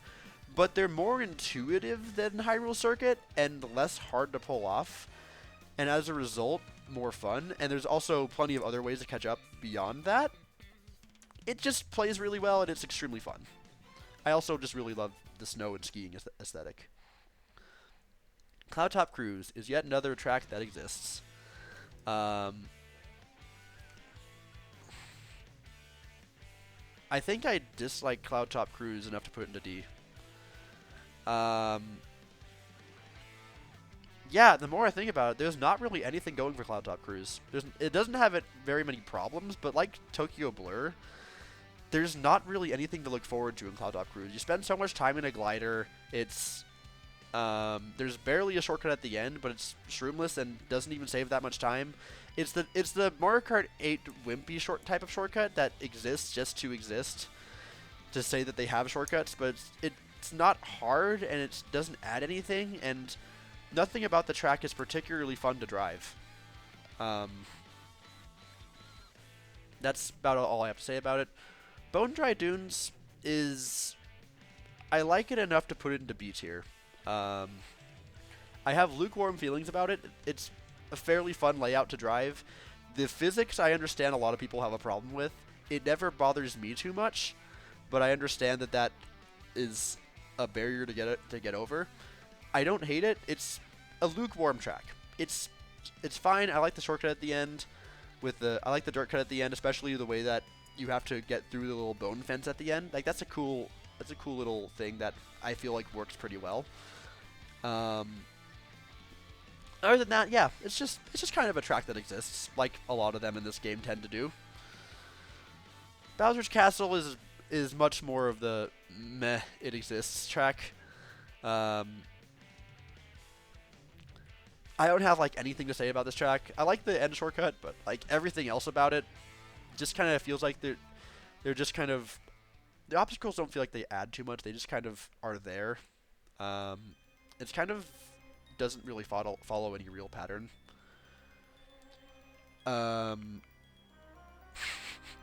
Yeah. It just doesn't really feel like it serves a purpose. 8 Rainbow Road is a good track. It doesn't feel very fair of a track especially for newbies with the path switching, but it's fun to drive and I enjoy it. It's not a good Rainbow Road, but it is a good track. Like, I think of Rainbow Road, Mario Kart 8 Rainbow Road, as just being some space station themed track and not even it being a Rainbow Road. And that makes me feel like, yeah, it's worth having here. Harder Electrodrome? It kind of is. But the turns are at least more fun, and there's not nearly as many straightaways. Also, as I said, you kind of are always doing something on 8 Rainbow Road. And it also does have one of the harder turns in the game, like right before that first glider section. An off-road cut, and the way the items work in this is one of those tracks that has an item box right before a cannon glider, thus making you be able to get insane items in like mid spots. That's cool. I like that. That's fun. I don't know if it's good or bad track design to have that happen, but I think it's cool, and I like grabbing an item box in third and getting like a star. That's cool to me. Especially for a track like this where there's not that many shortcuts to where you can still front run it, but still having those power items in those higher spots gives you a chance. It doesn't really play well in like lower spots as much for that reason, but it's cool. It has an X factor to it. You know what? I'll put it above. It goes above Waluigi Pinball for sure. Hell, I'll put it in A tier. I like it. It's a good track. And now that I'm kind of seeing how this is working out a bit, I will also put Boo Lake into A tier as well. I think this can also go down. Oh god, it's happening. Oh god. Sherbetland is another track that exists. I don't have much to say about it. There's some cooler routes to take than Bowser Castle and Sweet Canyon. I like it more than Shy Guy Falls. It's satisfying to drive. I don't have anything else to say about it. I don't blame it for being janky. It's fine. It's better than Dolphin Shoals. I like New York Minute and London better just because they have a flair to them. Sherbetland, there's some fun routes to take. There's not too much you can really. It's another track that lacks really meaningful shortcuts. But it's at least fun to drive. But it's pretty front run heavy. But it's okay. It's very okay. Melody Motorway has grown on me. It certainly has grown on me. I don't know if it gets out of C tier or not. I'll put it into B tier. Top of it doesn't. It has a lot of the same thing to talk about, where it doesn't really have any shortcuts. It's kind of fun to drive. The tambourine has some tech behind it that's pretty fun. The first turn's really fun for purple mini turbos.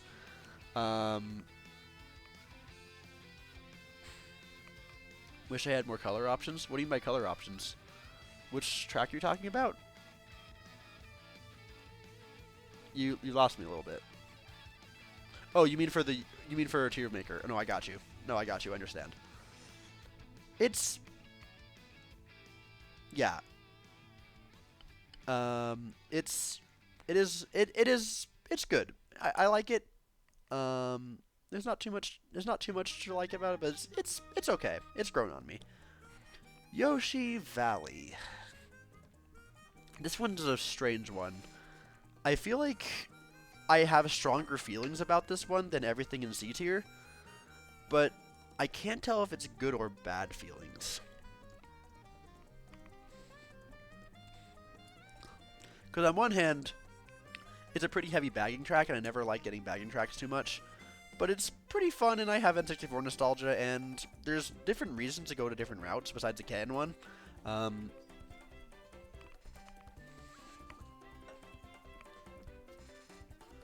And it's funny because the cannon route had the potential to be useful if they made it so that you could dodge shocks in cannons, but they made it so this is the one game where you don't do that. And that would be such an interesting mechanic if you could dodge shocks in cannons, but they removed that feature specifically for this game. And all I gotta ask is why? Because that really would have made every route have a purpose. Because in the team setting, you could use the cannon for like, use the cannon to coordinate shocks potentially. I don't know how useful it would have been, but it would have been at least another purpose for it. But besides that, I think it's pretty well thought out. And as far as tracks that kind of overcorrect the lack of shortcuts problem, I think this one's a better one. So yeah, I think I put this one up here with Boo Lake. I think I'd prefer to play Boo Lake over Yoshi Valley. I also will put Merry Mountain up here as well, because I think Merry Mountain I do have positive enough feelings that warrant it up there.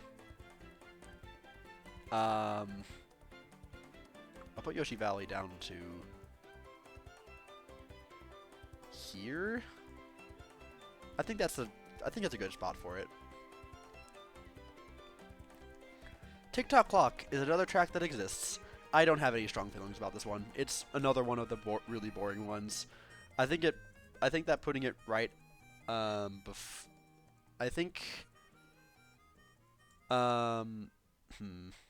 it's better than Sweeter Cannon. Yeah, that's a good spot for it. It doesn't do anything. It just exists. Again, lack of shortcuts, a lot of straightaways. It just doesn't do anything. Piranha Plant Slide has a pretty decent layout. Not one of my favorites, but I like it. I feel like I'll put it right here with Sherbetland. I think that's a good spot for it. It's kind of fun. Nothing too particularly interesting. It stands out, but not really in a way that's interesting. It's funny because it's very much in the middle of the pack, but in my head it still does have like, I still will see it and I'll be like, oh yeah, that's a track that I have feelings about, but it's not like forgettable like the rest of them are. I like Sherbetland, to give you an example, Sherbetland blends into the pack a lot, and I would never vote for it. And I could say that I like Sherbetland a lot more than Piranha Plant Slide, but I will notice Piranha Plant Slide's existence a lot more than Sherbetland. And I just, even though, like, I wouldn't vote for either of these ever, but I will notice Piranha Plant Slide exists, is basically where I'm going. Grumble Volcano. I do really like Grumble Volcano. I don't think it makes my top 10 anymore. I think at this point Grumble Volcano really kind of gets outclassed by a lot of things. I like the end shortcut, and that kind of still puts it up here, but I should have kept the rock hop. That would have, like, I feel like them removing the rock hop is exactly why I thought they'd remove the gap jump from Mushroom Gorge. Grumble Volcano does a lot of interesting. It's just a very good layout. It's very satisfying. You're always doing something, it feels like, for the most part. Even on the straightaways, you still have things to trick off of. The lines are fun, and particularly that last lap shortcut that they made intentional is very cool, especially when you're right when you're ending. It makes for a very dramatic photo finish, and I love that. I'll put it above Toad Harbor, I think. And N64 Rainbow Road. Yep, it's another one of these. It's just like 3DS Rainbow Road. It doesn't really have much going for it. It's just a road, and there's not really any interesting obstacles. It's very much a Rainbow Road that's trying to be spectacle over any real challenge. And in 64 that worked because 64 wasn't a multiplayer game, and it felt satisfying to finish it like that. And there's much more noticeable landmarks in N64 Rainbow Road versus the 8 version. Like in the 8 version, it just kind of feels like it's all just kind of a weird. It keeps the layout of N64 Rainbow Road, but you don't feel the impact of it as much. Like, I guess this is something that I will go out of my way to show an example of.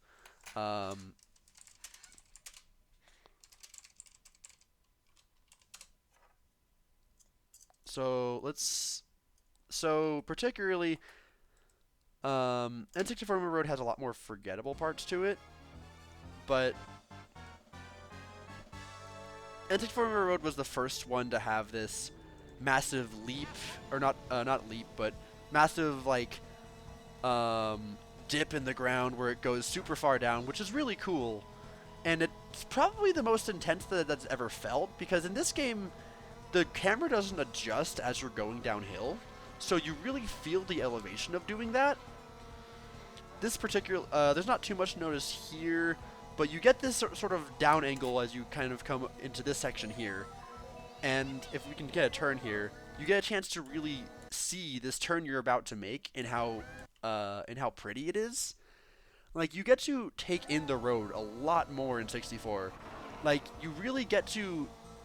it does better at being a spectacle about seeing what you have to traverse still.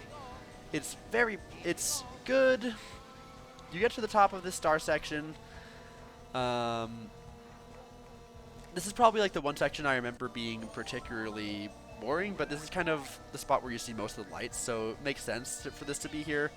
But it's still pretty poorly paced at this point, and I will concede that. But at the end of this like really wide turn, you get this interesting dip here. There's not really much purpose to this dip, but for some reason it brings me a level of happiness. Like, it's memorable, and it's just a very satisfying part of the layout that I always remember. You get another one of these spirals you get to look at long before you get there. You get to take in the N64 Rainbow Road a lot more as you're driving it. Like, throughout the entire thing, there's something new to look at with where the track is going. And then compare that to 8 Deluxe. I feel like that's lost a lot more in 8 Deluxe. You get this cool train that's like, yeah, and it's all of it is in sight, and you just see it twisting a bunch, and it doesn't feel as adventurous. It doesn't feel like it leads you on to see, like, oh, what's coming next. Like, it just doesn't do nearly as much, and it tries to be more interesting by like using anti-gravity and stuff, but I argue that makes it worse. Like, you don't feel any elevation on this part. You don't feel any elevation on this part. This part right here is probably the most set piece it really gets, because you get that line of coins that the train drops. This straightaway just does. It's just another wavy bridge that so many other ones do, and feels so much more lifeless compared to like Wii's wavy bridge. This doesn't even feel like you're going upward. You're going downward at that section. Like, you're not traversing anything there. These chain chops, like, why is so much wavy road? Like, this is not the N64 Rainbow Road I remember. There's nothing here. It's just they got rid of the chain chomps that navigate the track and just put them just there bouncing for no reason. Like, why are they there? What's the point? What am I supposed to, like... they don't feel like they're really hard obstacles. They just kind of feel like they're there to add something to do on the straightaway, and it's not very fun. And then you just kind of have a bunch of kind of forgettable turns here. You do kind of get one of these turns that almost gets that feeling of elevation you get in the N64 one. But I don't know. I just don't feel like the layout does it any favors. Yeah, like it just, you lose the journey of the N64 Road with this version, and it just feels so much more lifeless, even though there's more going on in it. And as a result, it's definitely another F tier for me. Um. Oh, it's okay. You got me now. You got me now. The Mario Kart Wii custom track for N64 Road is phenomenal. It does a couple things that are a little bit controversial. But it's I like the changes that they add. I want to find the most recent one. I think it's this one. I think this is the one. And it also, another thing it does really well is that it keeps the same sort of like. Oh my gosh, Golden Brother, thank you for the raid. Right now I am currently doing a tier list of all of my Mario Kart custom tracks after I have just watched a bunch of videos with my chat from people who do not know what they're talking about. So now I am going to speak on my own behalf and show that I do know what I am talking about, or hopefully, probably not. But N64 Road and Wii, this custom track, it's very different. It goes for something completely different to what N64's does, because you don't have that journey as much. But it makes up for it by just having a genuinely interesting layout that has a lot of dynamics too. You don't get as much of a dip there, but you do feel this. You do feel the elevation going up here. And there's also they added a small shortcut there, which is unheard of. Like it feels controversial to do that, but it's cool. I like it. It's an interesting idea. You definitely get to feel the elevation here. Like, this part with the star is iconic as fuck. And oh my gosh, do you feel that as you watch this? Like, you see that track leading you as it does. The rest of the track doesn't hide as well as it does in the Wii N64, and I kind of feel like that's just a limitation that ended up working really well. Another interesting shortcut here, again, kind of breaking the rules a little bit, but it's for an interesting reason, and I feel like it adds an actual dynamic to this track. And yet another shortcut off to the left here. Again, breaking a lot of rules. This one I don't even think has the dip that I so heavily enjoy. But it kind of, this last like few turns here kind of has that elevation that makes it exciting, as I talked about. This one section right here is a little bit poorly paced, but it has some boost panels to speed it up a little bit. It's a different take on it, but I like it so much more than 8's attempt at it. I think that I don't know if I like it more than N64's version. I also like the fact that it's 2 laps. It feels like there's an actual race going on instead of just a one shot through it all, and if you mess up at any point, it feels like there's more race to be had after you mess up on that. But I've not played that version myself, so I can't speak too much on the behalf of it. But it's a different take, and I like it quite a bit. So, moo! Okay. I realized I didn't react to that the way I was supposed to. I took way too. It was a long time coming. Look. There's nothing that is absolutely nothing about Moo Moo Meadows is transcendent. It's a very basic track, and it doesn't do anything particularly super cool. And I put it at the bottom of S because it has a special place in my heart. I think if I were to rank it more objectively about how I think it actually about how I actually would feel about it in my normal criteria, I feel as though I would probably put it kind of top of B, bottom of A, somewhere around there. But it holds such a special place in my heart that I can't not give it the attention it deserves. It's just an upbeat track that actually gives some decent variance in races. It's interesting at the very least. But also just cows. I love the moose. Um, but yeah, Mario Circuit, man, I love turning at a 45-degree angle. No, but for real, this track actually does have. I like. This is one of the more chaotic tracks in this game. Um, it's not amazing. I don't think I could put it above London Loop. It exists as it kind of does. The Nisk is kind of cool. I like the kind of skill you need for it. Um, is that actually? I didn't realize that was actually the case. And it's very fun to cut through all of the grass on this, but it's not like amazing. I'll put it. Actually, no. I think New York Minute beats it out a little bit, but it's a good track and it gives some good races, or at least interesting ones. Cheap Cheap Beach. This is another one of the tracks that exist. I Nothing really too interesting about it. There's one shroom cut that exists. Oh yeah, you're right. It's probably hell. I think it's probably the one of these I care about the least. Um, Sweet Sweet Canyon paces itself worse, but beyond that, it's not good. I might even put this in D tier. Um, I'll keep it there for now. Actually, no, I feel negative emotions about Cheap Cheap Beach. I don't like seeing Cheap Cheap Beach show up. It's not a track I enjoy playing, and it's like when someone picks this track, I'm like, oh, are you kidding me? I have to play this track now?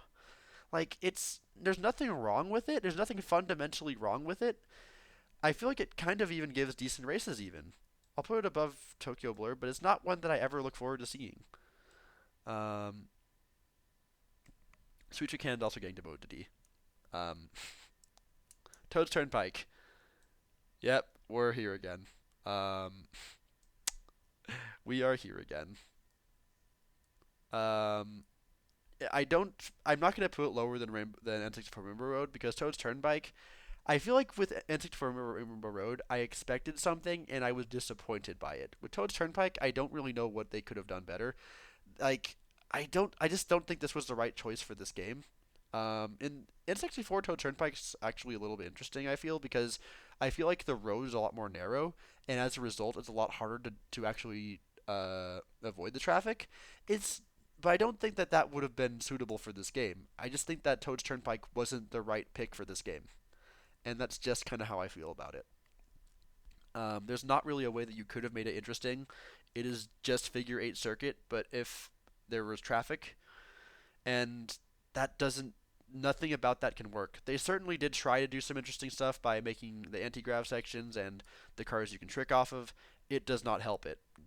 None of those things are at all beneficial to how it plays, and I'm glad they even tried making the item boxes move so that you can't just hog all the item boxes in an online race. Like that's clear thought was put into trying to make this track work, but it just doesn't. It was not meant for this game, and that is just the sad truth. We're kind of going through so many of the worst ones, like back to back. Dry Dry Desert is another just disappointing track. There is so much more happening in the GameCube version with the tornadoes, the pit actually having an effect on you. Like if you go if you go even 1/3 of the way into the pit, you are getting sucked in, and you have to fight your way to get your way to get out, and it's a lot more interesting. But there's nothing interesting about the Dry Dry Desert version. Hell, the Oasis, I feel like the Oasis is an idea, but it doesn't add anything. Underwater sections, for the most part, don't add anything to most of these tracks. It's a cool visual flair, but it doesn't do anything. And I think it says a lot about this track, about how bad it is if the average worldwide lobby you experience when you have more than 10,000 VR, just has half of the lobby stopping on the line and not even participating in the race just so they can get better items and cheese the shortcut at the end to get a higher spot. It's not fun. Bomb cars could have been interesting for Toad's Turnpike. In fact, I would argue Toad's Turnpike is better because at least Toad's Turnpike encourages you to actually try and interact with the environment. Dry Desert just doesn't. It's the logic. It's the complete opposite problem, and it shows a lot harder because like in Toad's Turnpike you want to race, and there's some interesting obstacles to avoid. Dry Desert is just like just kind of fuck off for a bit. Mario Raceway, I would still argue even does it more fun. Like Mario Raceway does it in a way that's at least fun. Like that kind of narrow shortcut you take between the mushroom and like that wall, like at the very start of it, that's fun. The large grass cut you do through the sand, that's fun. The pipe and how you can kind of trick off of the lips of it, there's fun things to do on Mario Raceway 64. But this just doesn't have anything about it that's fun. The only thing that you can really like hone in on is the Oasis and like optimizing your tricks so that you can land inside of the water still so you don't get a debuff to your speed from the fact that you left the water. But like that's not fun. That's just oddly precise and unintuitive. It's like, some of the off-road cuts are kind of okay. Thankfully though, Donut Plains exists and it is wonderful. I never would have expected that a track that has only 2 item boxes could be so fun, but it's exactly the kind of thing that it knows exactly how to make all of its track get used. The coin layout is really good. The item box layouts are very good. There's no need for double item boxes when the item boxes are just kind of in this like checkerboard pattern that like that's just like this massive cluster. Like everyone can get items on Donut Plains. It's and then when you get to this iconic turn, you can play that risk and reward game where you can take this streamless shortcut and work on extending your lead a little bit. But it comes at the very real risk of missing a box and giving yourself less defense for the person in second. It gives extremely good races because even for people outside of first, there's shortcuts all over the place. And the entire track really does get completely used. And honestly, it's a masterful design. And one of the few base 8 tracks that I am just blown away by. Royal Raceway is a very good track. It's a quintessential Mario Kart 8 circuit track. There's not too much to it, but the layout's very fun. It's good for Mario Kart 8 standards, and what that to me puts it at is right here, I'd say. Right here with Yoshi Valley and Waluigi Pinball. It's good for Mario Kart 8 standpoints. There's a lot of cool shortcuts. Not cool, but there's a lot of just satisfying grass shortcuts you can take. Other than that, it's just a lot of turns, but they're fun turns, so can't be too upset about it. DK Jungle is a very strange one to me, because I really don't know where to even begin putting it. It is definitely one of the ones that stands out more than anything. And I don't know if I have positive feelings or negative feelings about it. It's another one that stands out a lot. I think I lean slightly negative. And I think the reason for that, again, is because there's not any real shortcuts. I think I figured it out. This is top of D tier. And I'll tell you why. And that is because it has a lot of things I can point out as problems and things that make me dislike it. But those things don't impact it enough to where I really feel like I dread it. But I still like have those negative thoughts about it, and I think that as a result is like the perfect thing to put at the top of D tier because it's really it's very heavily lacking in coins and being able to build up that way. And there's a reason why I in my regionals a lot of times I'll sandbag just for coins because there's not very many places you can get coins on this track, and it doesn't feel very good for that reason. And on top of that, there's not really any shortcuts. But hey, the layout's pretty interesting overall.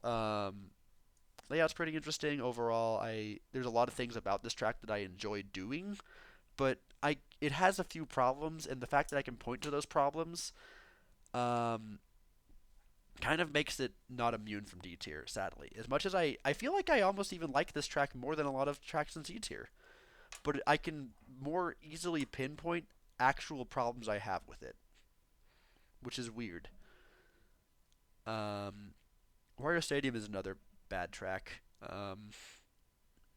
It's the same thing with it's basically the same thing as Water Park, where it's more of that unorthodox unorthodox sections where there's a ramp leading into water, and the fastest route is to not trick off of it, which is just unintuitive and just it's the very much the kind of thing that's just like this is like when I think of competitive Mario Kart 8, this is the track I think of where people where it's not like to where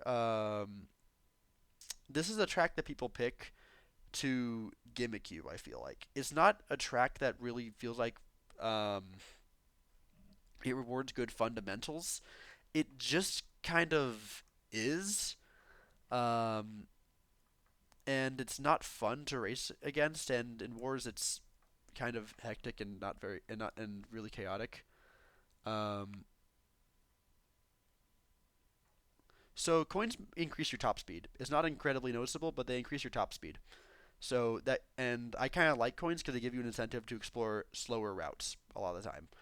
And Morgan Stadium doesn't really do anything interesting with the coins. It's just it it's very much just a tech heavy track that doesn't really have much appeal outside of that for me.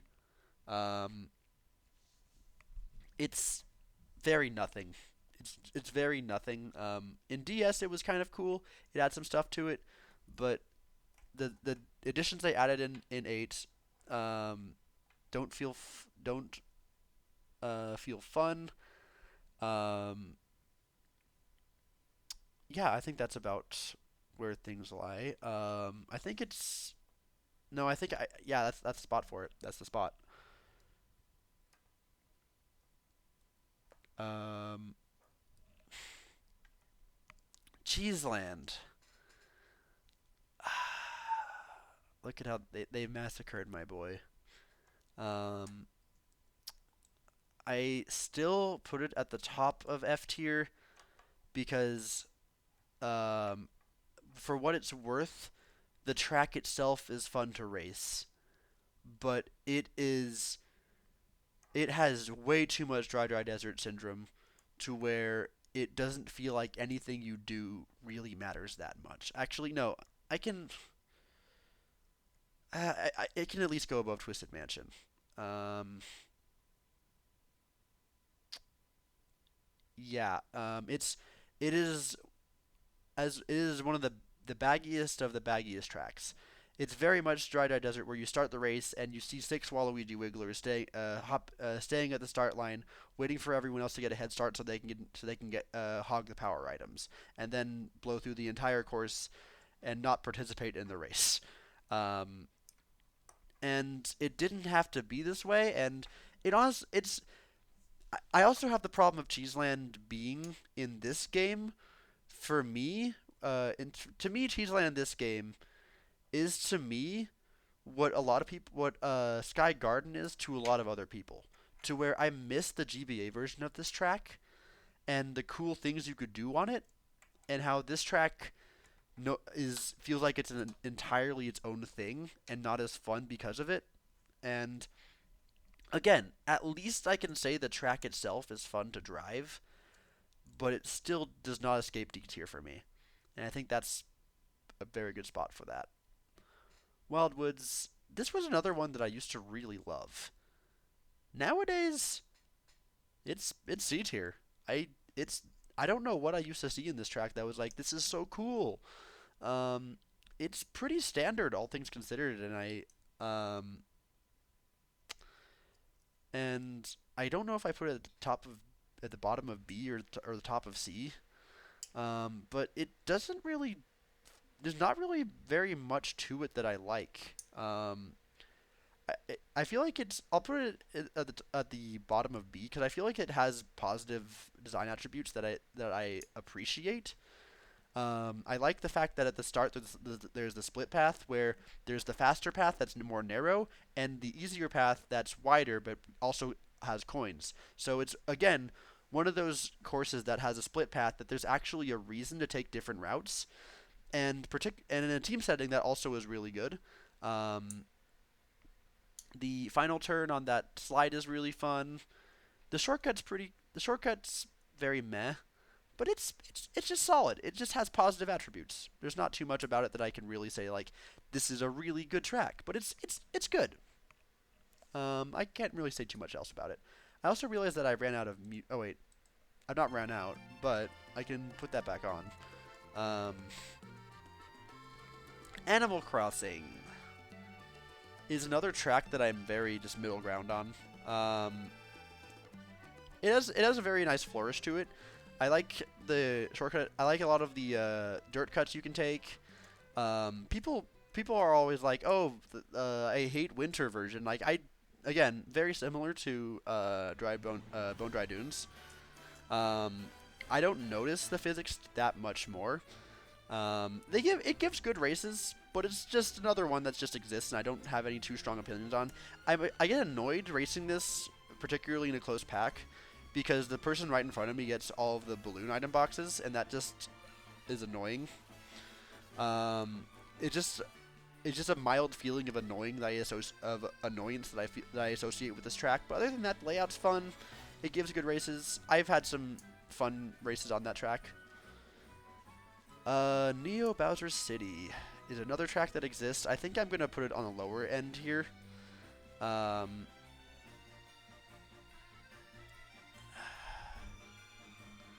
don't really feel too negatively about it. It's just like, yeah, okay, we're racing this track now. Very bottom of C tier. I have negative opinions about it, but it's at least fun to drive. But it definitely has front run syndrome, where the person who breaks away is not going to be challenged for the most part. They just kind of get a free win a lot of the time, and there's not anything you can do about it. But it's at least somewhat fun to drive, and I like the tracks that can give you a genuine challenge on 150. But it has front run syndrome, so bottom of C. GBA Ribbon Road. I used to really not get this track. Now I can appreciate it. I'll put it up here with Rock Mountain. It's good. I still feel like the blue section, the blue ribbon section, with where it's wavy, kind of just feels like it's a bit of like not sensory overload, but like you don't really know what the right thing to do is, because you can be tricking on it, you can be drifting, you could also be taking that little nisk that some people do that's really not even worth your time. It has problems, but it's pretty fun, and the ending shortcut's is always very satisfying, especially when you can cheese a couple extra spots away from someone else. Super Bell is a track unlike any other in this game. There is not a track that is quite like it. The closest I could really say that exists to being like Super Bell is Shroom Ridge, but the way this dynamically makes it so you have to drive a very narrow path is pretty cool.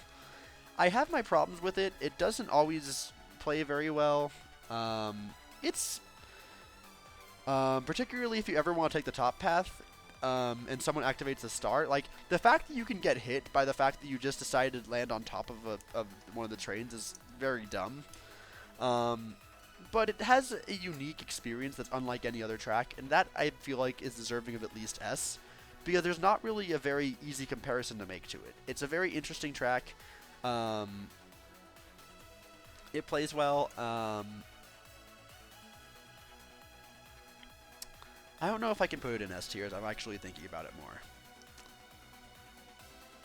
I might demote it down to A tier. Because I feel like it does have front run syndrome a little bit. But on top of that, the ending shortcut also feels like it's its own problem. I can point out problems with it, so I guess I'll put it down into A tier. It's really good, and there's nothing quite like it. But it's not without its problems. Big Blue. In the past, I have always put Big Blue in top tier.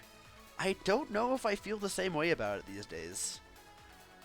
I think I put it behind Choco Mountain at this point. It's a very cool track. There's a lot of cool things you can do on it. Similar to Rainbow Road, it has that really unique aspect where there's an item box right before the cannon. So as people build this massive distance over you, you pull these power items in these spots that you're not supposed to have them, resulting in this super dramatic photo finish. It's cool. I like Rainbow Road and Big Blue for that reason. They're really interesting. I used to think that was a reason I disliked it. Big Blue is also one of the only tracks that has an expert shortcut, as I've been calling them. It's not a hard expert shortcut, but it's one of the ones that that you only really learn when you practice the game a lot more, and I think that's super cool. I love the shortcuts that just I love those kinds of shortcuts that are just everyone can take, but just require a little bit of learning. And Big Blue is just great for that.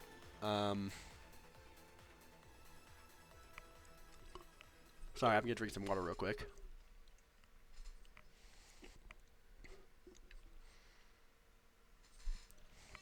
I have run out of water. So good thing we're reaching the end here. On Super Bell, makes sense. It's again nothing quite like it. Are we out of music? We are out of music. Why don't we go to our OST? Particularly because I want the original version of Berlin Byways. Wonderful. I love that.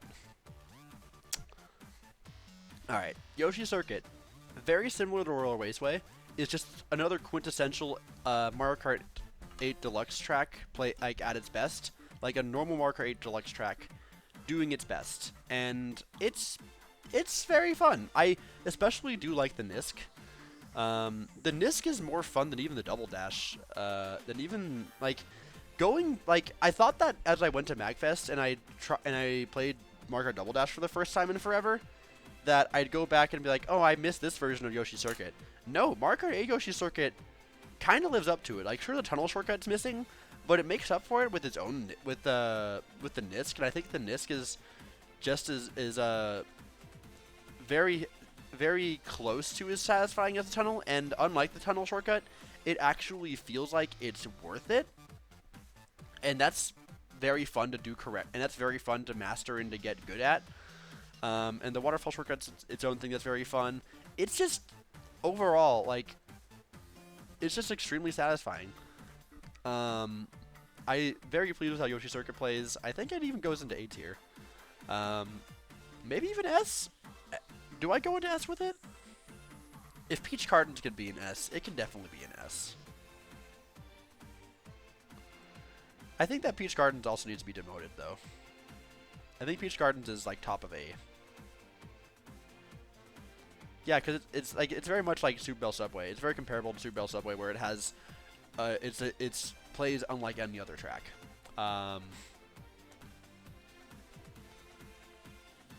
Berlin Byways I might also promote up to S tier, because Berlin Byways makes me feel happy. I'll get to that later. Get this shit out of my face. Okay, where do I even put this? I don't know where I put Excitebike. I'm gonna be honest with you. I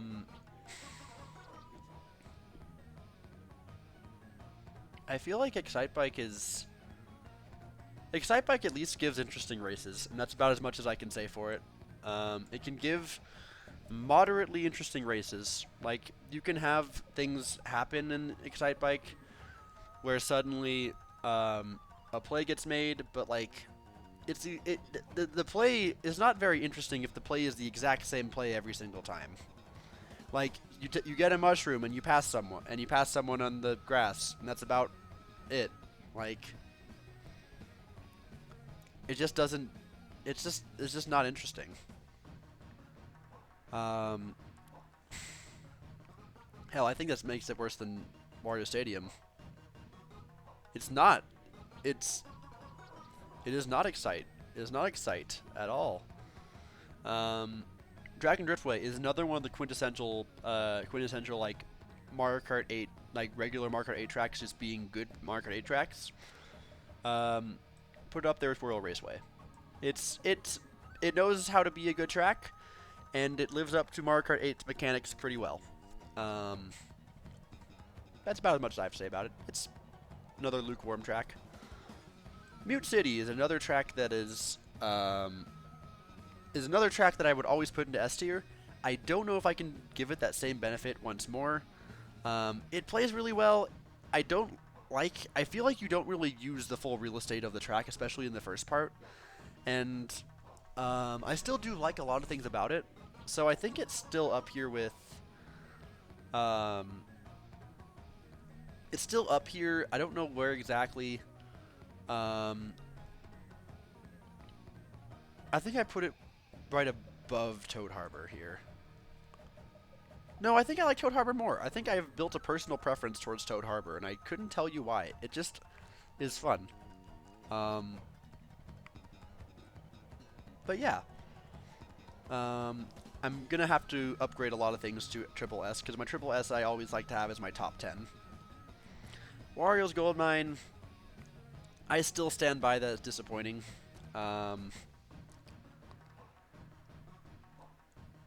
I stand by that disappointing.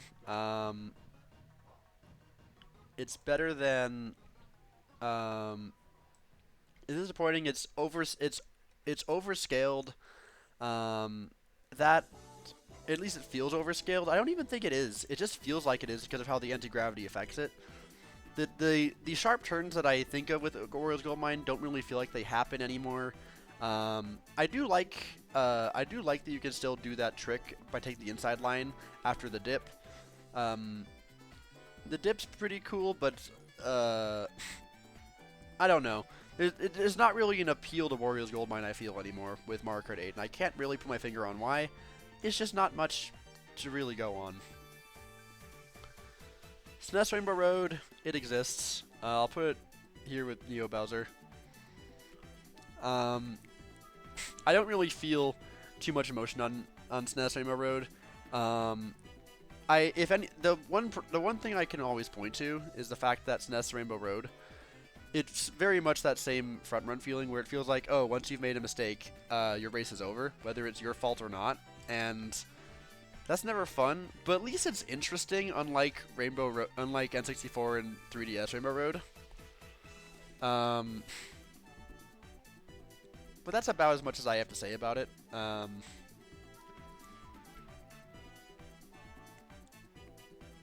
there's like nothing else to really talk about with it. I like its coin layouts. It's pretty cool. It's another track that exists.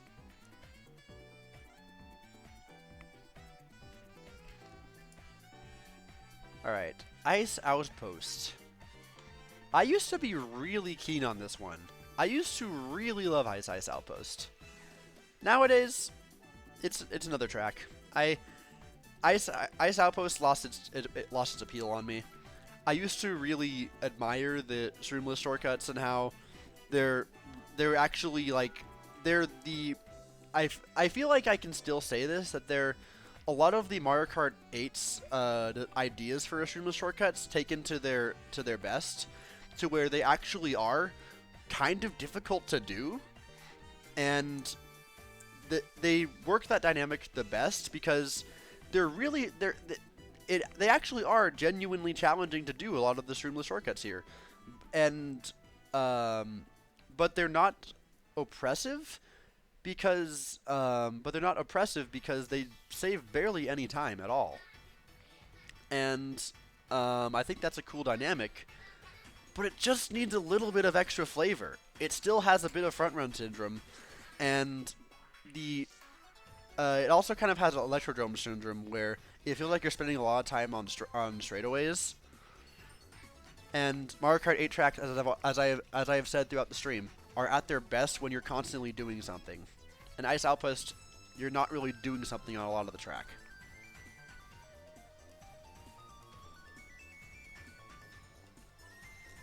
Yeah, the tour soundtrack's really good. Strong recommend it. Hyrule Circuit. This one's a hard one. I don't know where to... I'm going to do the easy thing first. There we go. Do I put it above or below?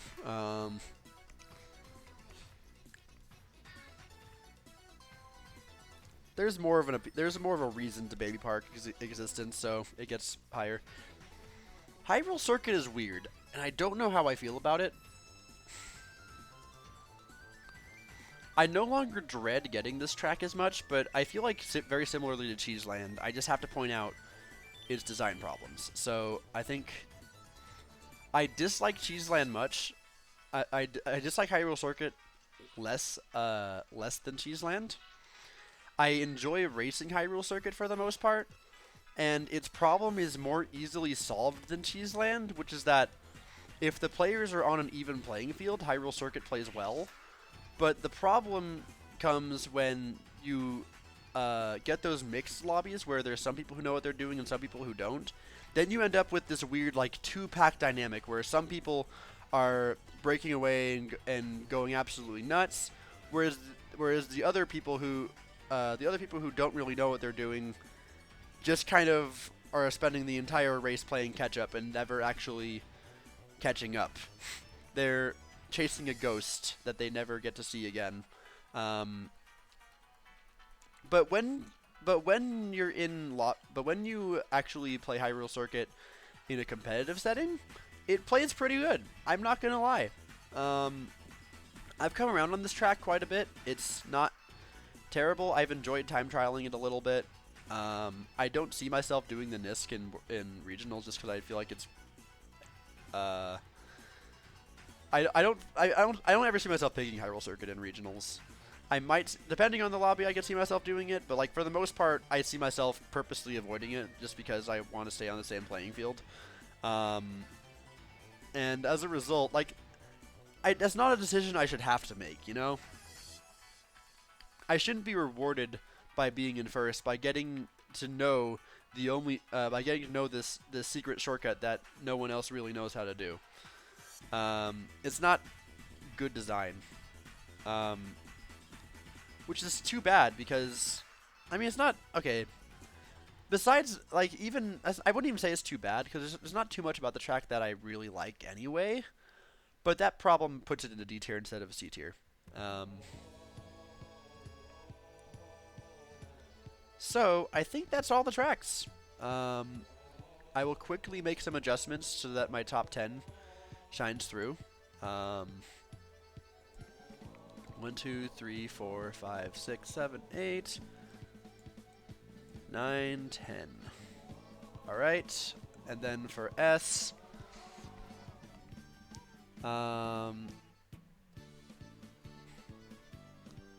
any changes I would make here?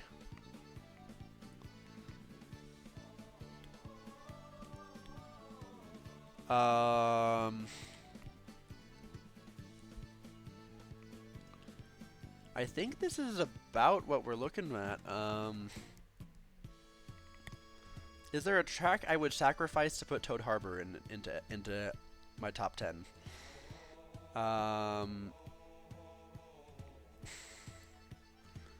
Wait, what the heck is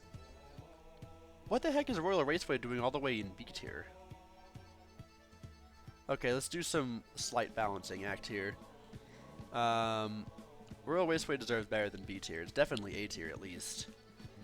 Dragon Driftway probably the same. Hell, Royal Wasteway deserves all the way up here. I think I still pick Berlin over Royal. Dragon probably gets put somewhere here.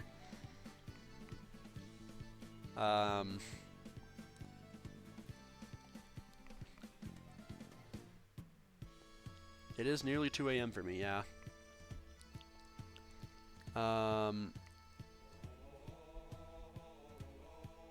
I feel like my S tier has shrunk. I don't know why. I think I just about have my thoughts pinpointed. I think Mount Mario loses to Choco Mountain.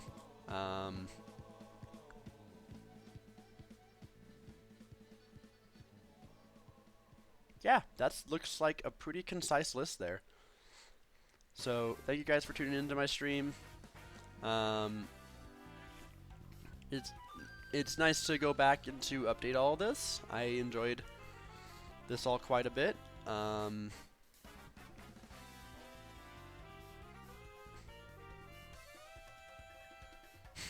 glad to hear that. I love talking track design, and I'm glad that I could get this out there, especially while I was still feeling the passion to talk shit about a couple YouTubers that I otherwise respect. So, I'll go ahead and see who there is to raid today. Cause I feel like there's most likely someone I can raid. One of these days I'm interested in actually raiding a decent ASMR channel. But the problem is that they're so hard to find, like an actually decent one. Cause I'd like, if I ever raid an ASMR channel, I want it to be like a decent entry point and not one of the weird ones, cause I feel like most people are put off to it for that reason.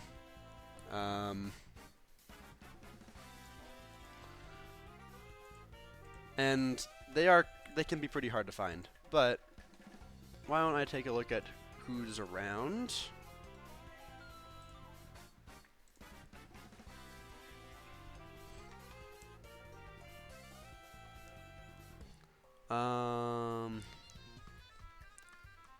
We have some options here. There's definitely some options here.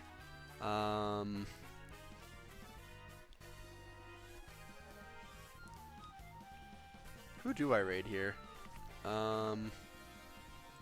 What's Taji doing? I've not talked to Taji in a hot minute.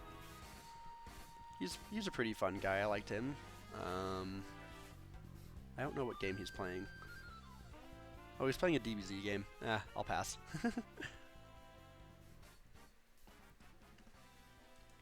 Shady Cicada? Playing Metal Gear. Yeah, that's probably not something we could just hop right into.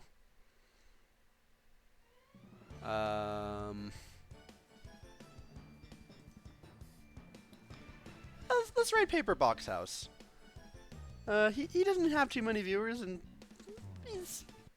I love Clown House. They're wonderful, and we could show Paper Box House a little bit of support here. So I'll go ahead and do that.